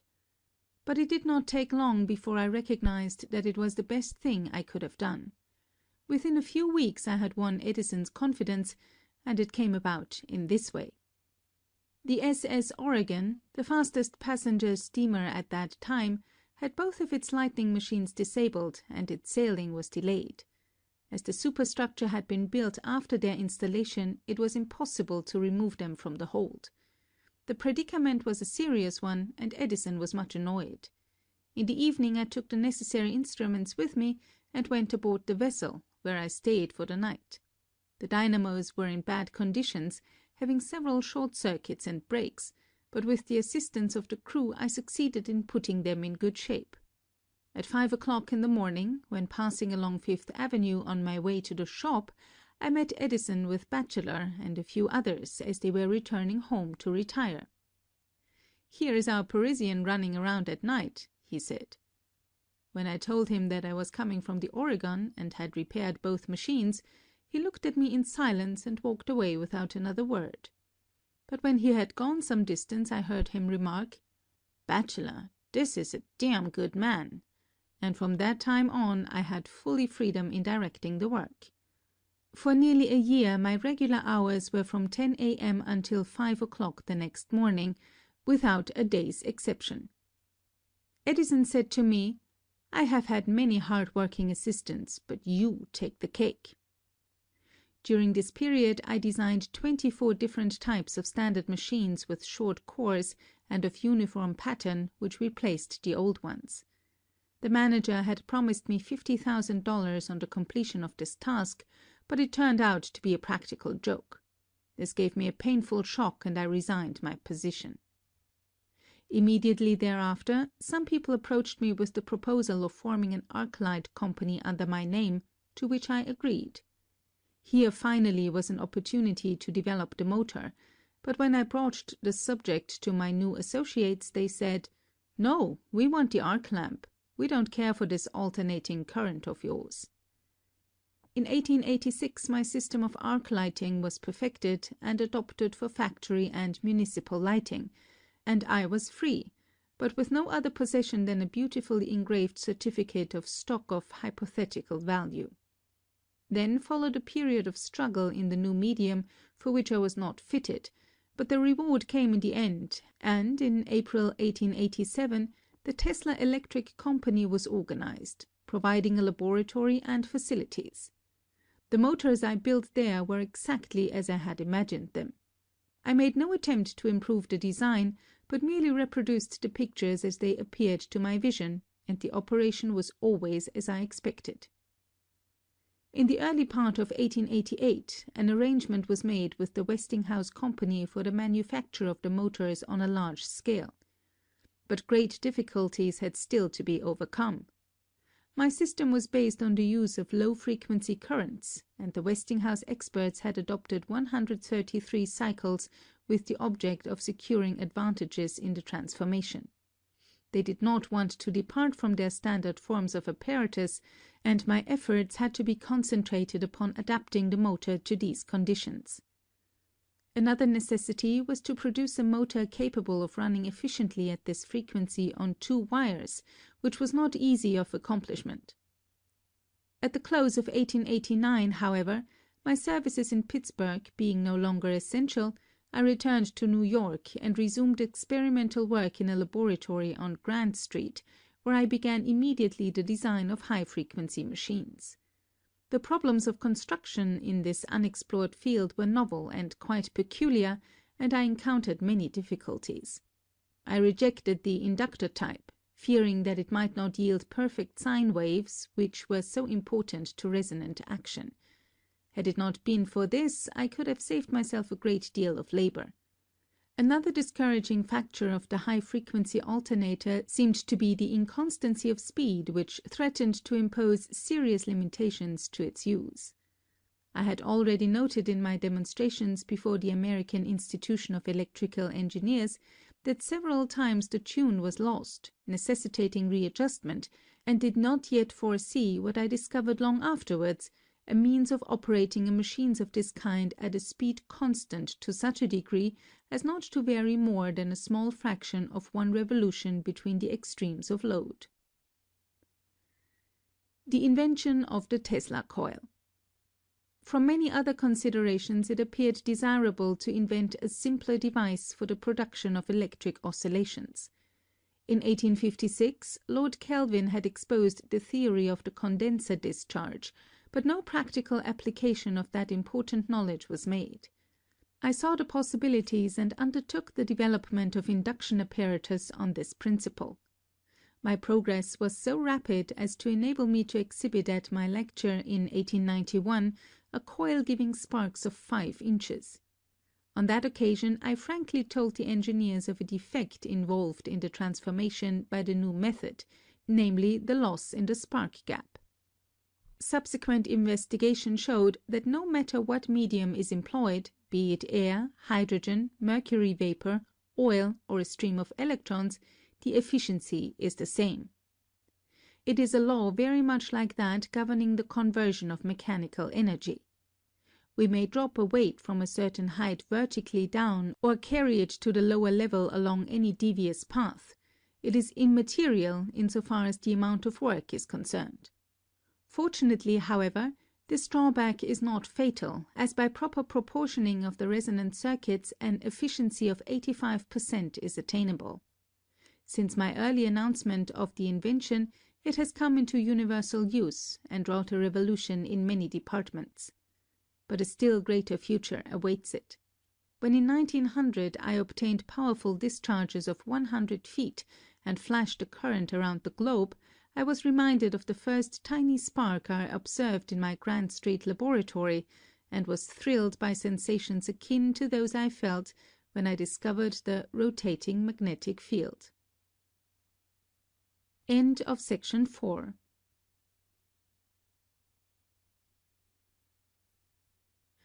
Recording by Avai in December 2018. My Inventions Part 5. The Magnifying Transmitter by Nikola Tesla. This article was published in Electrical Experimenter, June 1919. As I review the events of my past life, I realize how subtle are the influences that shape our destinies. An incident of my youth may serve to illustrate.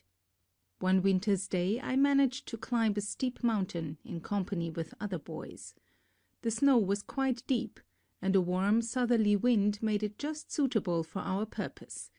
We amused ourselves by throwing balls, which would roll down a certain distance, gathering more or less snow, and we tried to outdo one another in this exciting sport. Suddenly, a ball was seen to go beyond the limit, swelling to enormous proportions until it became as big as a house, and plunged thundering into the valley below, with a force that made the ground tremble. I looked on spellbound, incapable of understanding what had happened. For weeks afterward the picture of the avalanche was before my eyes, and I wondered how anything so small could grow to such an immense size. Ever since that time the magnification of feeble actions fascinated me, and when, years later, I took up the experimental study of mechanical and electrical resonance, I was keenly interested from the very start. Possibly, had it not been for that early powerful impression, I might not have followed up the little spark I obtained with my coil, and never developed my best invention, the true history of which I will tell here for the first time. Scrapping the world's engines. Lion hunters have often asked me which of my discoveries I prize most. This depends on the point of view. Not a few technical men, very able in their special departments, but dominated by a pedantic spirit and near-sighted, have asserted that excepting the induction motor, I have given to the world little of practical use. This is a grievous mistake. A new idea must not be judged by its immediate results. My alternating system of power transmission came at a psychological moment, as a long-sought answer to pressing industrial questions, and although considerable resistance had to be overcome and opposing interests reconciled, as usual, the commercial introduction could not be long delayed. Now, compare this situation with that confronting my turbine, for example. One should think that so simple and beautiful an invention, possessing many features of an ideal motor, should be adopted at once, and, undoubtedly, it would under similar conditions. But the prospective effect of the rotating field was not to render worthless existing machinery. On the contrary, it was to give it additional value. The system lent itself to new enterprise as well as to improvement of the old. My turbine is an advance of a character entirely different. It is a radical departure in the sense that its success would mean the abandonment of the antiquated types of prime movers on which billions of dollars have been spent. Under such circumstances, the progress must needs be slow, and perhaps the greatest impediment is encountered in the prejudicial opinions created in the minds of experts by organized opposition. Only the other day I had a disheartening experience when I met my friend and former assistant, Charles F. Scott, now professor of electrical engineering at Yale. I had not seen him for a long time and was glad to have an opportunity for a little chat at my office. Our conversation naturally enough drifted on my turbine, and I became heated to a high degree. "Scott," I exclaimed, carried away by the vision of a glorious future, "my turbine will scrap all the heat engines in the world." Scott stroked his chin and looked away thoughtfully, as though making a mental calculation. "That will make quite a pile of scrap," he said, and left without another word. Aladdin's lamp. This and other inventions of mine, however, were nothing more than steps forward in certain directions. In evolving them, I simply followed the inborn instinct to improve the present devices without any special thought of our far more imperative necessities. The magnifying transmitter was the product of labors extending through years, having for their chief object the solution of problems which are infinitely more important to mankind than mere industrial development. If my memory serves me right, it was in November 1890 that I performed a laboratory experiment which was one of the most extraordinary and spectacular ever recorded in the annals of science. In investigating the behavior of high-frequency currents, I had satisfied myself that an electric field of sufficient intensity could be produced in a room to light up electrodeless vacuum tubes. Accordingly, a transformer was built to test the theory, and the first trial proved a marvelous success. It is difficult to appreciate what those strange phenomena meant at that time. We crave for new sensations, but soon become indifferent to them. The wonders of yesterday are today common occurrences. When my tubes were first publicly exhibited, they were viewed with amazement impossible to describe. From all parts of the world I received urgent invitations, and numerous honors and other flattering inducements were offered to me, which I declined. In Faraday's chair. But in 1892 the demands become irresistible, and I went to London, where I delivered a lecture before the Institution of Electrical Engineers. It had been my intention to leave immediately for Paris in compliance with a similar obligation, but Sir James Dewar insisted on my appearing before the Royal Institution. I was a man of firm resolve, but succumbed easily to the forceful arguments of the great Scotchman. He pushed me into a chair and poured out half a glass of a wonderful brown fluid, which sparkled in all sorts of iridescent colors and tasted like nectar. "Now," said he, "you are sitting in Faraday's chair, and you are enjoying whiskey he used to drink." In both aspects it was an enviable experience. The next evening I gave a demonstration before that institution, at the termination of which Lord Rayleigh addressed the audience, and his generous words gave me the first start in these endeavours. I fled from London and later from Paris to escape favors showered upon me, and journeyed to my home, where I passed through a most painful ordeal and illness. Upon regaining my health, I began to formulate plans for the resumption of work in America. Up to that time, I never realized that I possessed any particular gift of discovery, but Lord Rayleigh, whom I always considered as an ideal man of science, had said so, and if that was the case, I felt that I should concentrate on some big idea. Nature's trigger. One day, as I was roaming in the mountains, I sought shelter from an approaching storm. The sky became overhung with heavy clouds, but somehow the rain was delayed until, all of a sudden, there was a lightning flash, and a few moments after, a deluge. This observation set me thinking. It was manifest that the two phenomena were closely related, as cause and effect, and a little reflection led me to the conclusion that the electrical energy involved in the precipitation of the water was inconsiderable, the function of lightning being much like that of a sensitive trigger. Here was a stupendous possibility of achievement. If we could produce electric effects of the required quality, this whole planet and the conditions of existence on it could be transformed. The sun raises the water of the oceans, and winds drive it to distant regions where it remains in a state of most delicate balance. If it were in our power to upset it when and wherever desired, this mighty life-sustaining stream could be at will controlled. We could irrigate arid deserts, create lakes and rivers, and provide motive power in unlimited amounts. This would be the most efficient way of harnessing the sun to the uses of man. The consummation depended on our ability to develop electric forces of the order of those in nature. It seemed a hopeless undertaking, but I made up my mind to try it, and immediately on my return to the United States, in the summer of 1892, work was begun, which was to me all the more attractive, because a means of the same kind was necessary for the successful transmission of energy without wires. 4 million volts. The first gratifying result was obtained in the spring of the succeeding year, when I reached tensions of about 1 million volts with my conical coil. That was not much in the light of the present art, but it was then considered a feat. Steady progress was made until the destruction of my laboratory by fire in 1895, as may be judged from an article by T.C. Martin, which appeared in the April number of the Century magazine.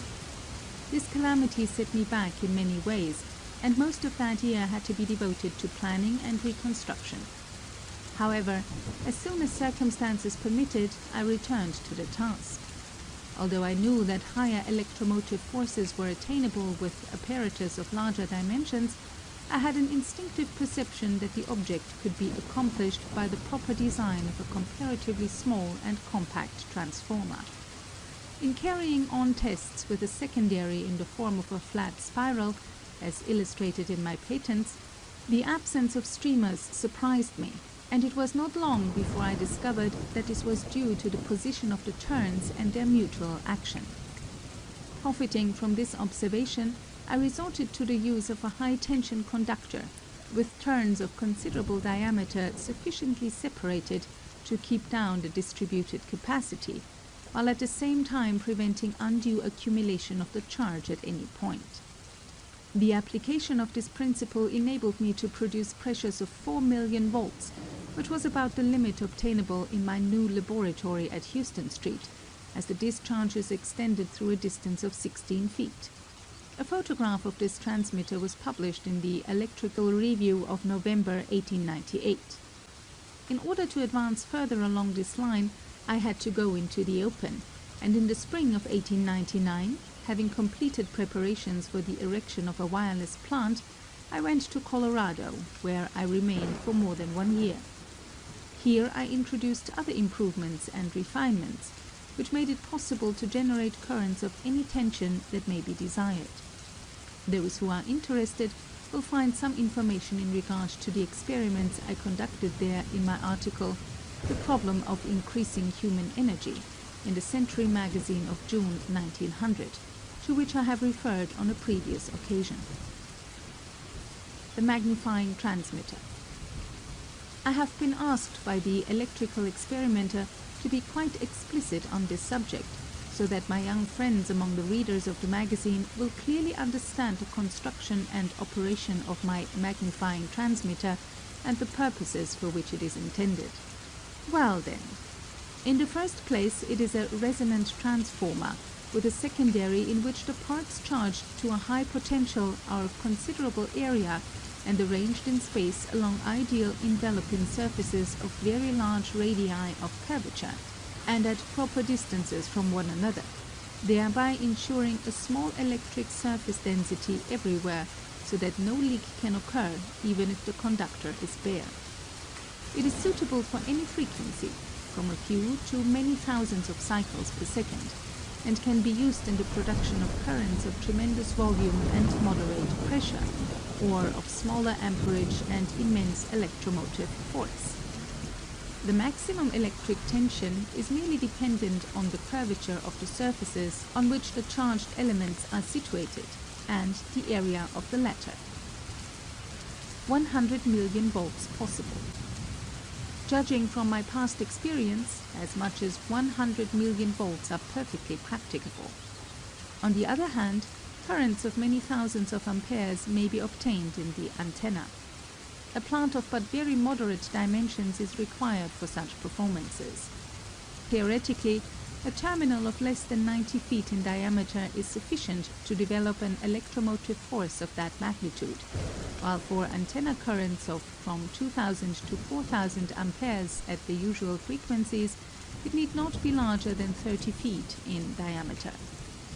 In a more restricted meaning, this wireless transmitter is one in which the Hertz wave radiation is an entirely negligible quantity as compared with the whole energy, under which condition the damping factor is extremely small and an enormous charge is stored in the elevated capacity. Such a circuit may then be excited with impulses of any kind, even of low frequency, and it will yield sinusoidal and continuous oscillations like those of an alternator. Taken in the narrowest significance of the term, however, it is a resonant transformer, which, besides possessing these qualities, is accurately proportioned to fit the globe and its electrical constants and properties, by virtue of which design it becomes highly efficient and effective in the wireless transmission of energy. Distance is then absolutely eliminated, there being no diminution in the intensity of the transmitted impulses. It is even possible to make the actions increase with the distance from the plant according to an exact mathematical law. This invention was one of a number comprised in my world system of wireless transmission, which I undertook to commercialize on my return to New York in 1900. As to the immediate purposes of my enterprise, they were clearly outlined in a technical statement of that period, from which I quote. The world system has resulted from a combination of several original discoveries made by the inventor in the course of long continued research and experimentation. It makes possible not only the instantaneous and precise wireless transmission of any kind of signals, messages or characters to all parts of the world, but also the interconnection of the existing telegraph, telephone and other signal stations without any change in their present equipment. By its means, for instance, a telephone subscriber here may call up and talk to any other subscriber on the globe. An inexpensive receiver, not bigger than a watch, will enable him to listen anywhere, on land or sea, to a speech delivered or music played in some other place, however distant. These examples are cited merely to give an idea of the possibilities of this great scientific advance, which annihilates distance and makes that perfect natural conductor, the Earth, available for all the innumerable purposes which human ingenuity has found for a line wire. One far-reaching result of this is that any device capable of being operated through one or more wires, at a distance obviously restricted, can likewise be actuated, without artificial conductors, and with the same facility and accuracy at distances to which there are no limits other than those imposed by the physical dimensions of the globe. Thus, not only will entirely new fields for commercial exploitation be opened up by this ideal method of transmission, but the old ones vastly extended. The world system is based on the application of the following important inventions and discoveries. 1. The Tesla transformer. This apparatus is in the production of electrical vibrations as revolutionary as gunpowder was in warfare. Currents many times stronger than ever generated in the usual ways, and sparks over 100 feet long have been produced by the inventor with an instrument of this kind. 2. The magnifying transmitter. This is Tesla's best invention, a peculiar transformer specially adapted to excite the Earth, which is in the transmission of electrical energy what the telescope is in astronomical observation. By the use of this marvelous device, he has already set up electrical movements of greater intensity than those of lightning, and passed a current sufficient to light more than 200 incandescent lamps around the globe. 3. The Tesla wireless system. This system comprises a number of improvements, and is the only means known for transmitting economically electrical energy to a distance without wires. Careful tests and measurements, in connection with an experimental station of great activity, erected by the inventor in Colorado, have demonstrated that power in any desired amount can be conveyed, clear across the globe if necessary, with a loss not exceeding a few %. 4. The art of individualization. This invention of Tesla is to primitive tuning what refined language is to unarticulated expression. It makes possible the transmission of signals or messages absolutely secret and exclusive, both in the active and passive aspect, that is, non-interfering as well as non-interferable.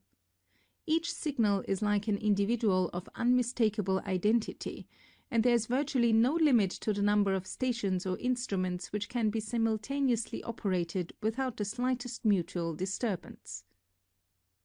5. The terrestrial stationary waves. This wonderful discovery, popularly explained, means that the Earth is responsive to electrical vibrations of definite pitch, just as a tuning fork to certain waves of sound. These particular electrical vibrations, capable of powerfully exciting the globe, lend themselves to innumerable uses of great importance, commercially and in many other respects. The first world system power plant can be put in operation in 9 months. With this power plant, it will be practicable to attain electrical activities up to 10 million horsepower, and it is designed to serve for as many technical achievements as are possible without due expense. Among these, the following may be mentioned. 1. The interconnection of the existing telegraph exchanges or offices all over the world. 2. The establishment of a secret and non-interferable government telegraph service. 3.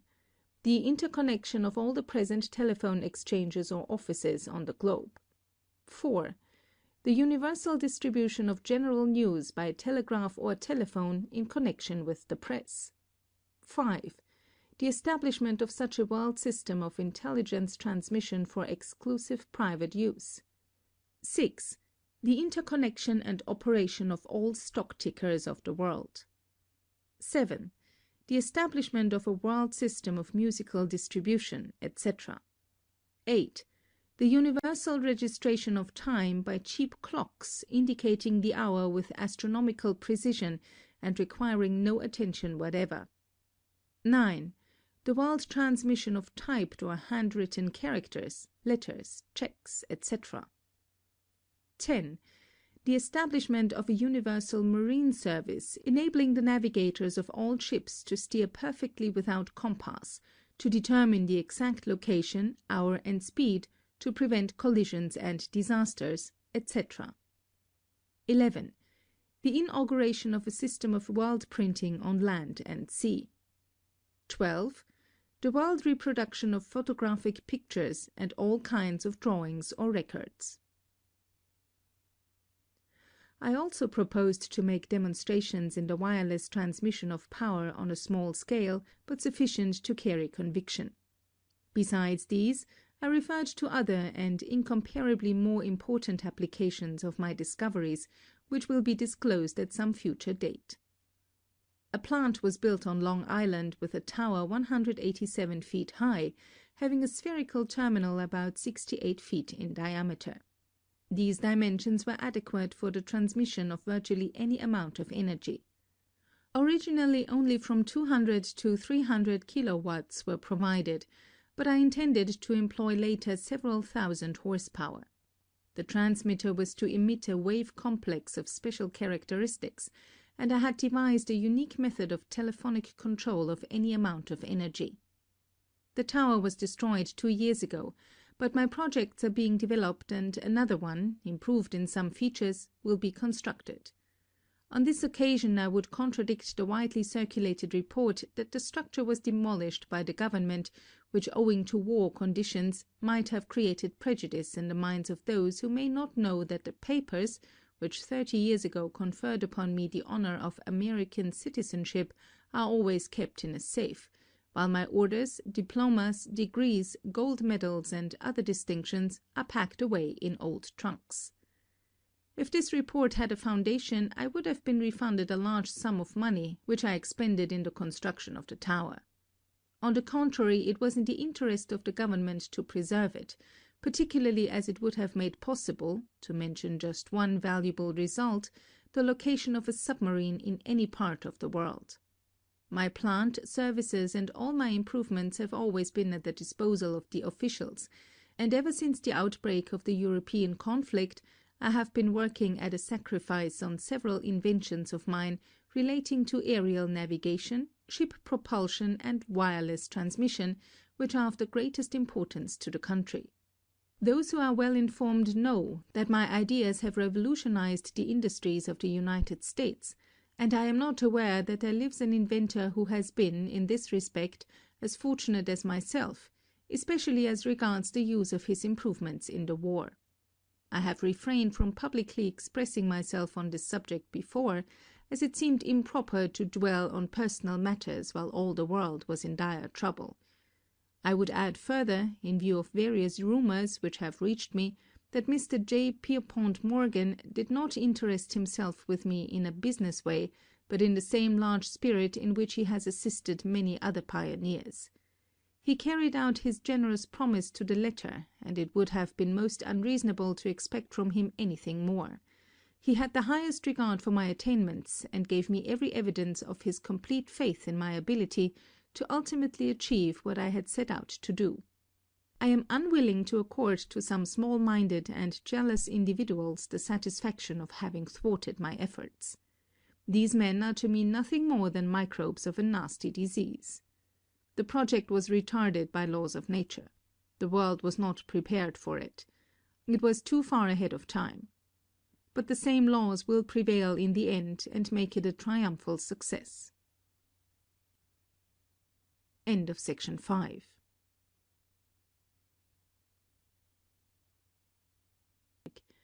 Recording by Avai in December 2018. My Inventions Part 6.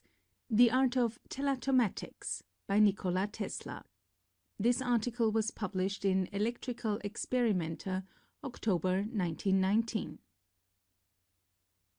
No subject to which I have ever devoted myself has called for such concentration of mind and strained to so dangerous a degree the finest fibers of my brain as the system of which the magnifying transmitter is the foundation.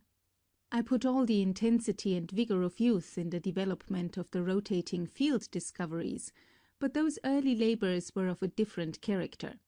Although strenuous in the extreme, they did not involve that keen and exhausting discernment which had to be exercised in attacking the many puzzling problems of the wireless. Despite my rare physical endurance at that period, the abused nerves finally rebelled, and I suffered a complete collapse, just as the consummation of the long and difficult task was almost in sight. Without doubt I would have paid a greater penalty later, and very likely my career would have been prematurely terminated, had not Providence equipped me with a safety device, which has seemed to improve with advancing years and unfailingly comes into play when my forces are at an end. So long as it operates, I am safe from danger due to overwork, which threatens other inventors, and, incidentally, I need no vacations which are indispensable to most people. When I am all but used up, I simply do as the darkies, who naturally fall asleep while white folks worry.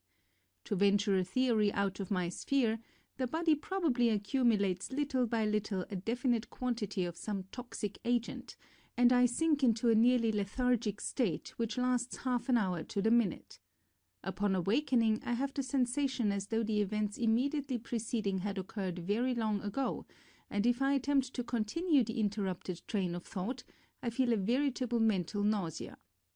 Involuntarily, I then turn to other work, and am surprised at the freshness of the mind and ease with which I overcome obstacles that had baffled me before.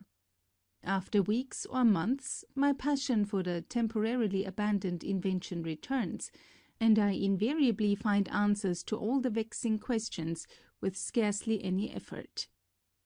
In this connection I will tell of an extraordinary experience which may be of interest to students of psychology. I had produced a striking phenomenon with my grounded transmitter, and was endeavoring to ascertain its true significance in relation to the currents propagated through the earth.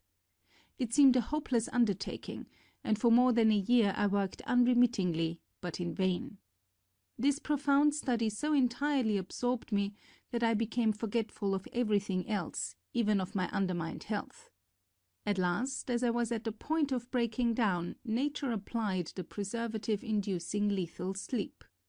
Regaining my senses, I realized with consternation that I was unable to visualize scenes of my life except those of the infancy, the very first ones that had entered my consciousness. Curiously enough, these appeared before my vision with startling distinctness and afforded me welcome relief. Night after night, when retiring, I would think of them, and more of my previous existence was revealed. The image of my mother was always the principal figure in the spectacle that slowly unfolded, and a consuming desire to see her again gradually took possession of me. This feeling grew so strong that I resolved to drop all work and satisfy my longing. But I found it too hard to break away from the laboratory, and several months elapsed during which I had succeeded in reviving all the impressions of my past life up to the spring of 1892. In the next picture that came out of the mist of oblivion, I saw myself at the Hôtel de la Paix in Paris, just coming to from one of my peculiar sleeping spells, which had been caused by prolonged exertion of the brain. Imagine the pain and distress I felt when it flashed upon my mind that a dispatch was handed to me at that very moment, bearing the sad news that my mother was dying. I remembered how I made the long journey home without an hour of rest, and how she passed away after weeks of agony. It was especially remarkable that during all this period of partially obliterated memory, I was fully alive to everything touching on the subject of my research.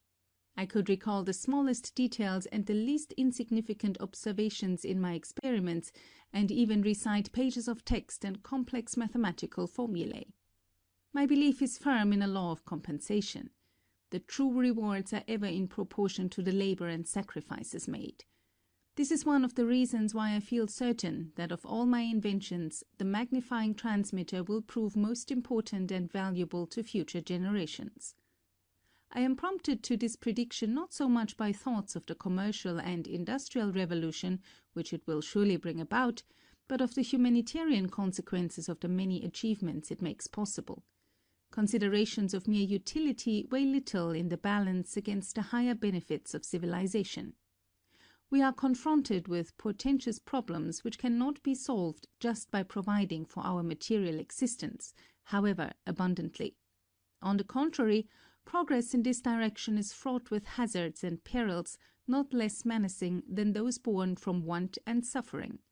If we were to release the energy of atoms, or discover some other way of developing cheap and unlimited power at any point of the globe, this accomplishment, instead of being a blessing, might bring disaster to mankind in giving rise to dissension and anarchy which would ultimately result in the enthronement of the hated regime of force. The greatest good will come from technical improvements tending to unification and harmony, and my wireless transmitter is preeminently such. By its means, the human voice and likeness will be reproduced everywhere, and factories driven thousands of miles from waterfalls furnishing the power. Aerial machines will be propelled around the Earth without a stop, and the sun's energy controlled to create lakes and rivers for motive purposes and transformation of arid deserts into fertile land.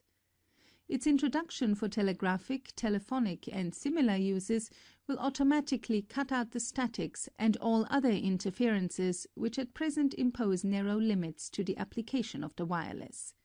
This is a timely topic on which a few words might not be amiss. Tesla raps static men vigorously. During the past decade, a number of people have arrogantly claimed that they had succeeded in doing away with this impediment. I have carefully examined all of the arrangements described and tested most of them long before they were publicly disclosed, but the finding was uniformly negative. A recent official statement from the U.S. Navy may, perhaps, have taught some beguilable news editors how to appraise these announcements at their real worth. As a rule, the attempts are based on theories so fallacious that whenever they come to my notice, I cannot help thinking in a lighter vein. Quite recently, a new discovery was heralded with a deafening flourish of trumpets, but it provided another case of a mountain bringing forth a mouse. This reminds me of an exciting incident which took place years ago when I was conducting my experiments with currents of high frequency. Steve Brody had just jumped off the Brooklyn Bridge. The feat has been vulgarized since by imitators, but the first report electrified New York. I was very impressionable then and frequently spoke of the daring printer. On a hot afternoon, I felt the necessity of refreshing myself and stepped into one of the popular 30,000 institutions of this great city where a delicious 12% beverage was served which can now be had only by making a trip to the poor and devastated countries of Europe. The attendance was large and not over-distinguished, and a matter was discussed which gave me an admirable opening for the careless remark, "This is what I said when I jumped off the bridge." No sooner had I uttered these words than I felt like the companion of Timotheus in the poem of Schiller. In an instant there was a pandemonium, and a dozen voices cried, "It is Brody!" I threw a quarter on the counter and bolted for the door, but the crowd was at my heels with yells, "Stop, Steve!" which must have been misunderstood, for many persons tried to hold me up as I ran frantically for my haven of refuge. By darting around corners I fortunately managed, through the medium of a fire escape, to reach the laboratory, where I threw off my coat, camouflaged myself as a hard-working blacksmith, and started the forge. But these precautions proved unnecessary. I had eluded my pursuers. For many years afterward, at night, when imagination turns into spectres the trifling troubles of the day, I often thought, as I tossed on the bed, what my fate would have been had that mob caught me and found out that I was not Steve Brody. Now, the engineer who lately gave an account before a technical body of a novel remedy against statics based on a heretofore unknown law of nature seems to have been as reckless as myself when he contended that these disturbances propagate up and down, while those of a transmitter proceed along the earth. It would mean that a condenser, as this globe, with its gaseous envelope, could be charged and discharged in a manner quite contrary to the fundamental teachings propounded in every elementary textbook of physics. Such a supposition would have been condemned as erroneous, even in Franklin's time, for the facts bearing on this were then well known, and the identity between atmospheric electricity and that developed by machines was fully established. Obviously, natural and artificial disturbances propagate through the earth and the air in exactly the same way, and both set up electromotive forces in the horizontal as well as vertical sense. Interference cannot be overcome by any such methods as were proposed. The truth is this. In the air, the potential increases at the rate of about 50 volts per foot of elevation, owing to which there may be a difference of pressure amounting to 20 or even 40,000 volts between the upper and lower ends of the antenna. The masses of the charged atmosphere are constantly in motion and give up electricity to the conductor, not continuously, but rather disruptively, this producing a grinding noise in a sensitive telephonic receiver. The higher the terminal and the greater the space encompassed by the wires, the more pronounced is the effect, but it must be understood that it is purely local and has little to do with the real trouble. In 1900, while perfecting my wireless system, one form of apparatus comprised 4 antennae. These were carefully calibrated to the same frequency and connected in multiple with the object of magnifying the action in receiving from any direction. When I desired to ascertain the origin of the transmitted impulses, each diagonally situated pair was put in series with a primary coil energizing the detector circuit. In the former case, the sound was loud in the telephone. In the latter, it ceased, as expected, the 2 antennae neutralizing each other. But the true statics manifested themselves in both instances, and I had to devise special preventatives embodying different principles. The remedy for static. By employing receivers connected to 2 points of the ground, as suggested by me long ago, this trouble caused by the charged air, which is very serious in the structures as now built, is nullified, and besides, the liability of all kinds of interferences is reduced to about 1/2 because of the directional character of the circuit. This was perfectly self-evident, but came as a revelation to some simple-minded wireless folks whose experience was confined to forms of apparatus that could have been improved with an axe, and they have been disposing of the bear's skin before killing him. If it were true that strays performed such antics, it would be easy to get rid of them by receiving without aerials.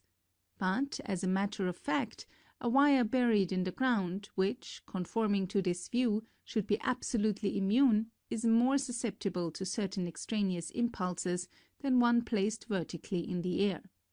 To state it fairly, a slight progress has been made, but not by virtue of any particular method or device.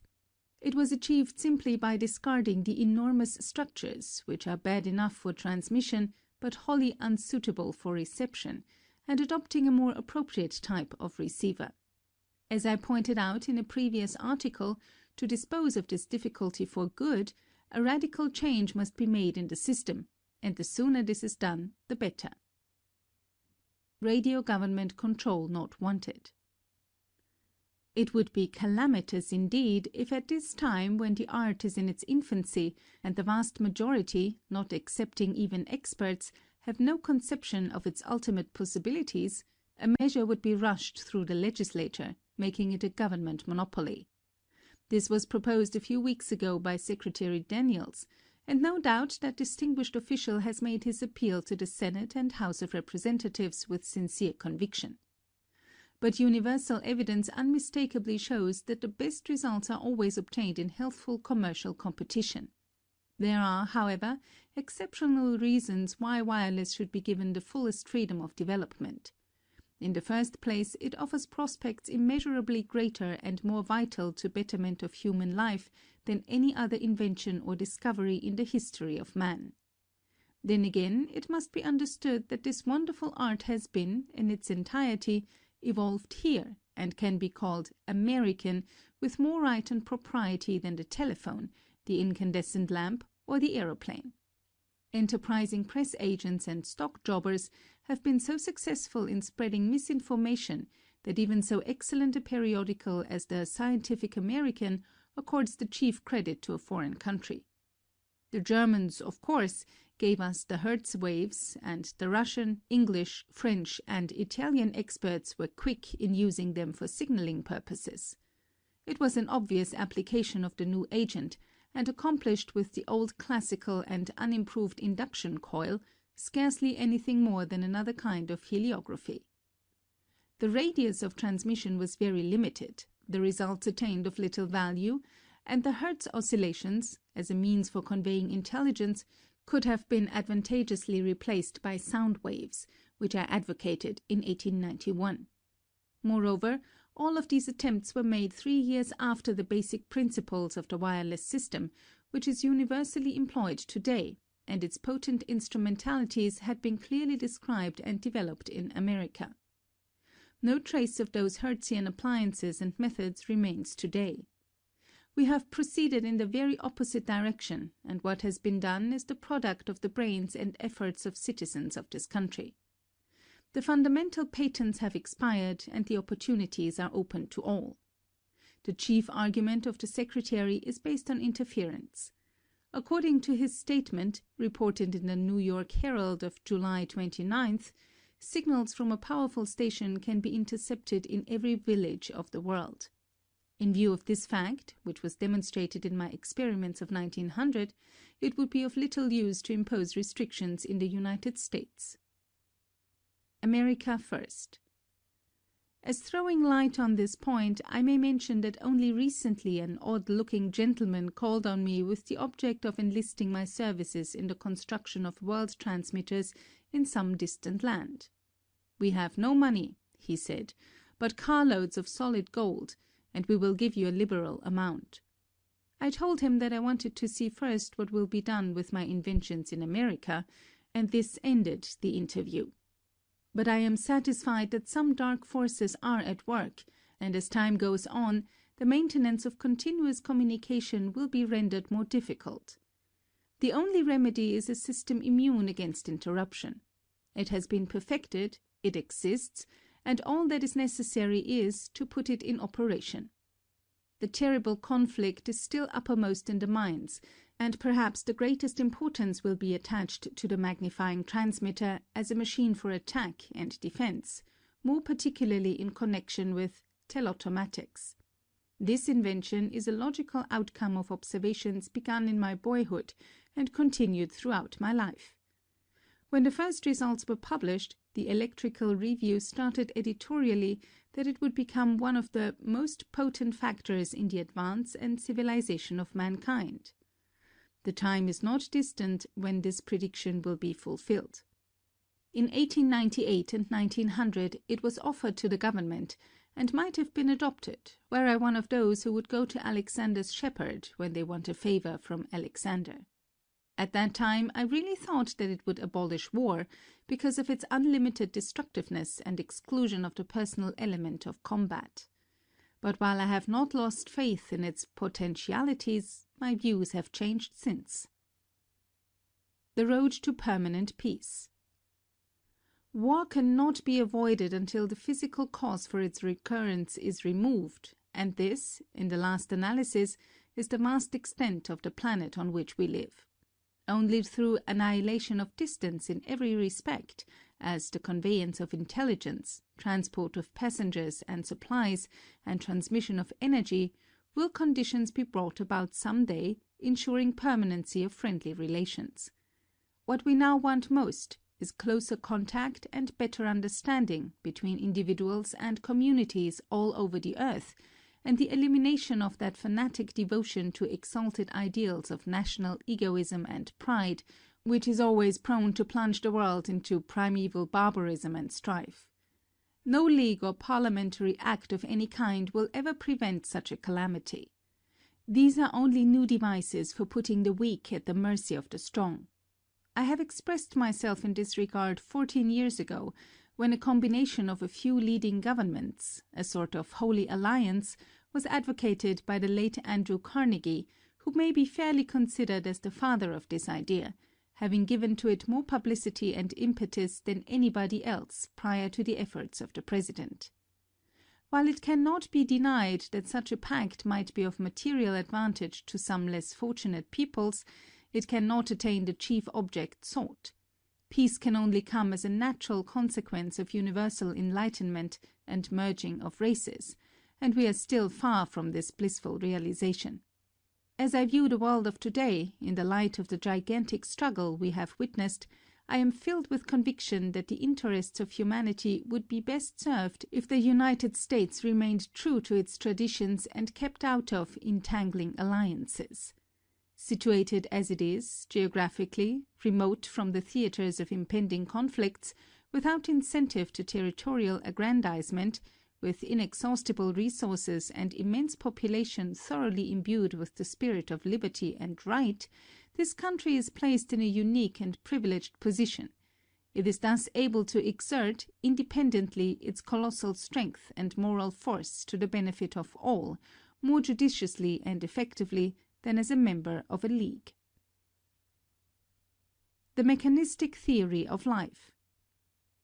In one of these biographical sketches, published in the Electrical Experimenter, I have dwelt on the circumstances of my early life, and told of an affliction which compelled me to unremitting exercise of imagination and self-observation.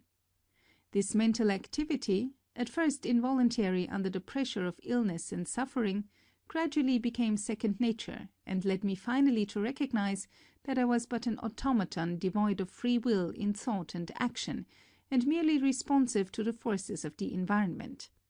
Our bodies are of such complexity of structure, the motions we perform are so numerous and involved, and the external impressions on our sense organs to such a degree delicate and elusive, that it is hard for the average person to grasp this fact.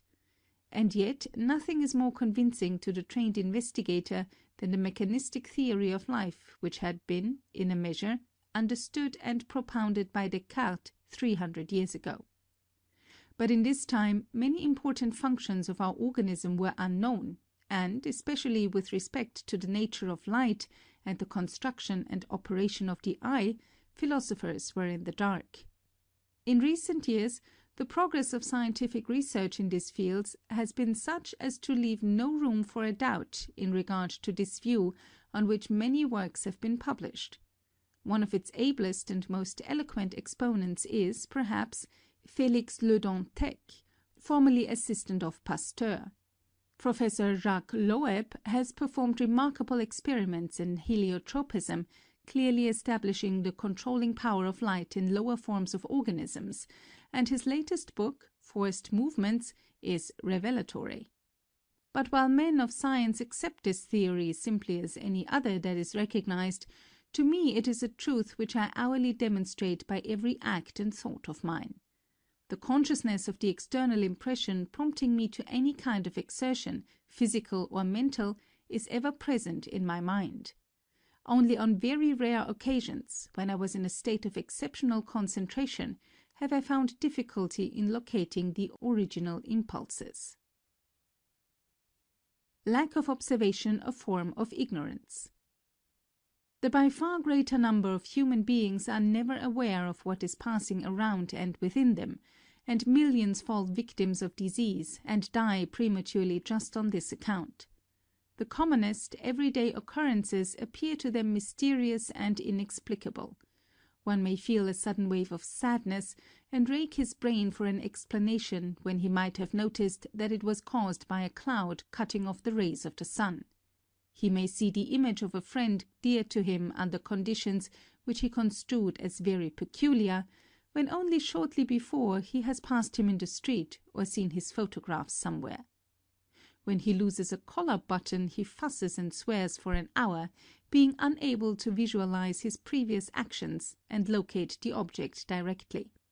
Deficient observation is merely a form of ignorance, and responsible for the many morbid notions and foolish ideas prevailing. There is not more than 1 out of every 10 persons who does not believe in telepathy and other psychic manifestations, spiritualism and communion with the dead, and who would refuse to listen to willing or unwilling deceivers.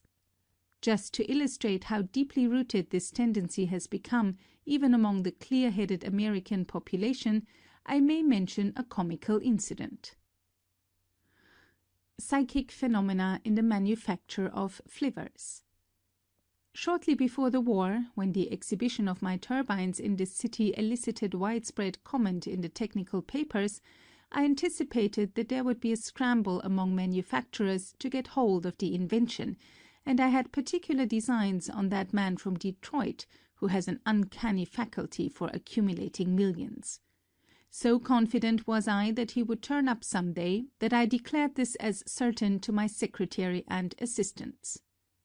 Sure enough, one fine morning a body of engineers from the Ford Motor Company presented themselves with the request of discussing with me an important project. "Didn't I tell you?" I remarked triumphantly to my employees, and one of them said, "You are amazing, Mr. Tesla. Everything comes out exactly as you predict."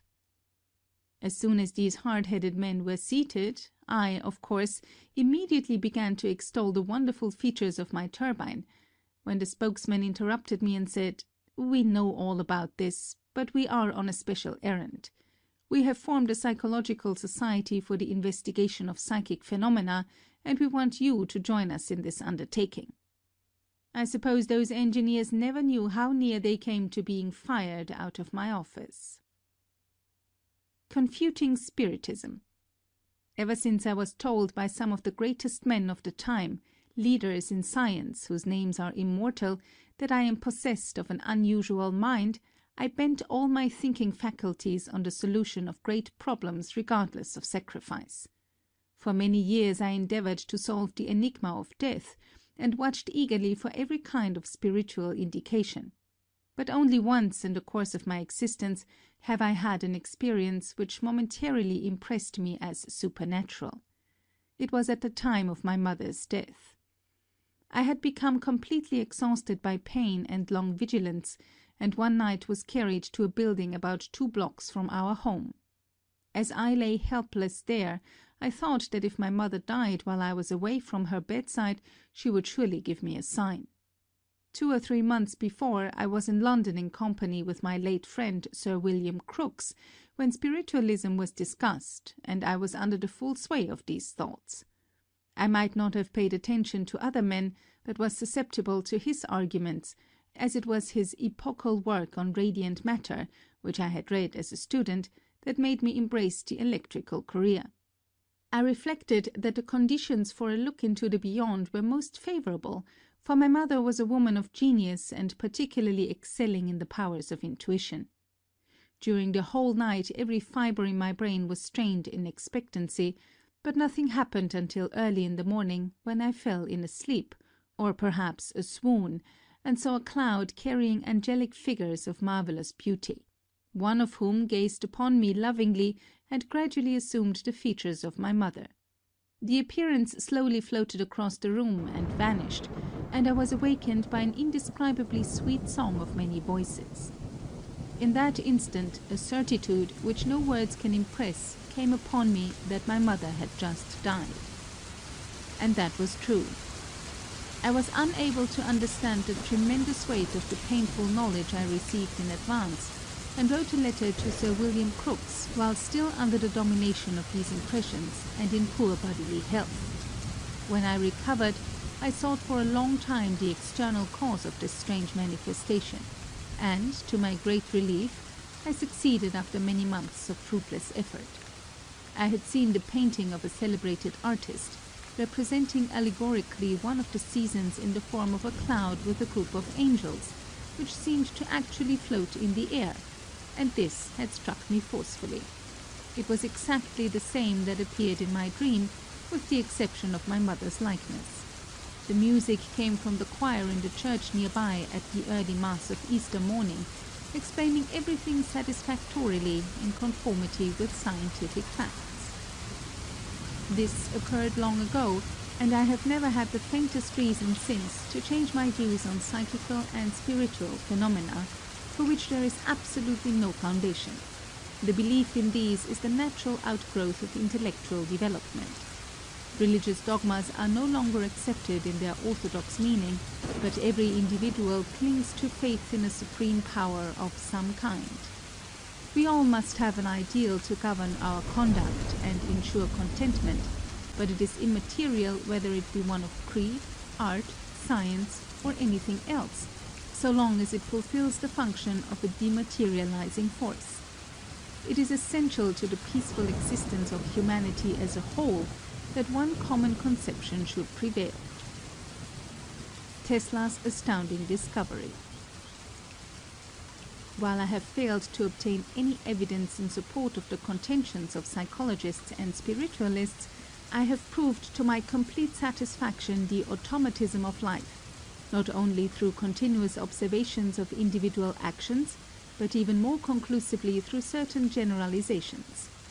These amount to a discovery which I consider of the greatest moment to human society, and on which I shall briefly dwell. I got the first inkling of this astounding truth when I was still a very young man, but for many years I interpreted what I noted simply as coincidences. Namely, whenever either myself, or a person to whom I was attached, or a cause to which I was devoted, was hurt by others in a particular way, which might be best properly characterized as the most unfair imaginable, I experienced a singular and undefinable pain, which, for want of a better term, I have qualified as cosmic, and shortly thereafter, and invariably, those who had inflicted it came to grief.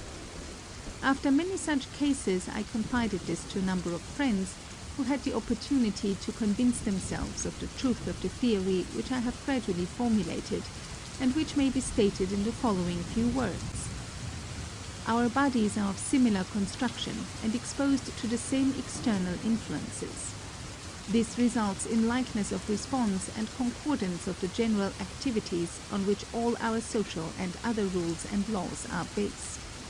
We are automata entirely controlled by the forces of the medium, being tossed about like corks on the surface of the water, but mistaking the resultant of the impulses from the outside for free will. The movements and other actions we perform are always life-preservative, and though seemingly quite independent from one another, we are connected by invisible links. So long as the organism is in perfect order, it responds accurately to the agents that prompt it, but the moment that there is some derangement in any individual, his self-preservative power is impaired. Everybody understands, of course, that if one becomes deaf, has his eyesight weakened or his limbs injured, the chances for his continued existence are lessened. But this is also true, and perhaps more so, of certain defects in the brain, which deprive the automaton, more or less, of that vital quality and cause it to rush into destruction. A very sensitive and observant being, with his highly developed mechanism all intact, and acting with precision in obedience to the changing conditions of the environment, is endowed with a transcending mechanical sense, enabling him to evade perils too subtle to be directly perceived. When he comes in contact with others whose controlling organs are radically faulty, that sense asserts itself, and he feels the cosmic pain. The truth of this has been borne out in hundreds of instances, and I am inviting other students of nature to devote attention to this subject, believing that through combined and systematic effort, results of incalculable value to the world will be obtained. Dr. Tesla's first automaton. The idea of constructing an automaton to bear out my theory presented itself to me early, but it did not begin active work until 1893, when I started my wireless investigations.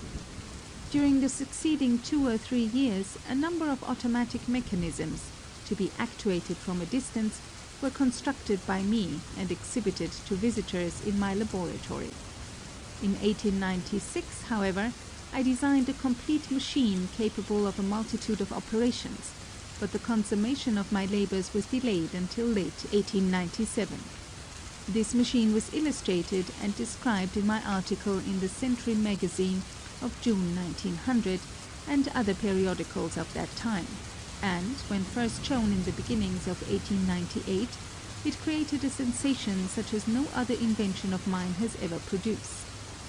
In November 1898, a basic patent on the novel art was granted to me, but only after the examiner-in-chief had come to New York and witnessed the performance, for what I claimed seemed unbelievable. I remember that when later I called on an official in Washington with the view of offering the invention to the government, he burst out in laughter upon my telling him what I had accomplished. Nobody thought then that there was the faintest prospect of perfecting such a device. It is unfortunate that in this patent, following the advice of my attorneys, I indicated the control as being effected through the medium of a single circuit and a well-known form of detector, for the reason that I had not yet secured protection on my methods and apparatus for individualization. As a matter of fact, my boats were controlled through the joint action of several circuits, and interference of every kind was excluded. Most generally, I employed receiving circuits in the form of loops, including condensers, because the discharges of my high-tension transmitter ionizing the air in the hull, so that even a very small aerial would draw electricity from the surrounding atmosphere for hours. Just to give an idea, I found, for instance, that a bulb 12 inches in diameter, highly exhausted, and with one single terminal to which a short wire was attached, would deliver well onto 1,000 successive flashes before all charge of the air in the laboratory was neutralized. The loop form of receiver was not sensitive to such a disturbance, and it is curious to note that it is becoming popular at this late date.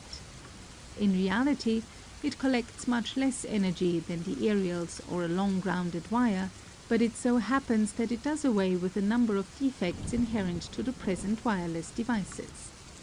In demonstrating my invention before audiences, the visitors were requested to ask any questions, however involved, and the automaton would answer them by signs.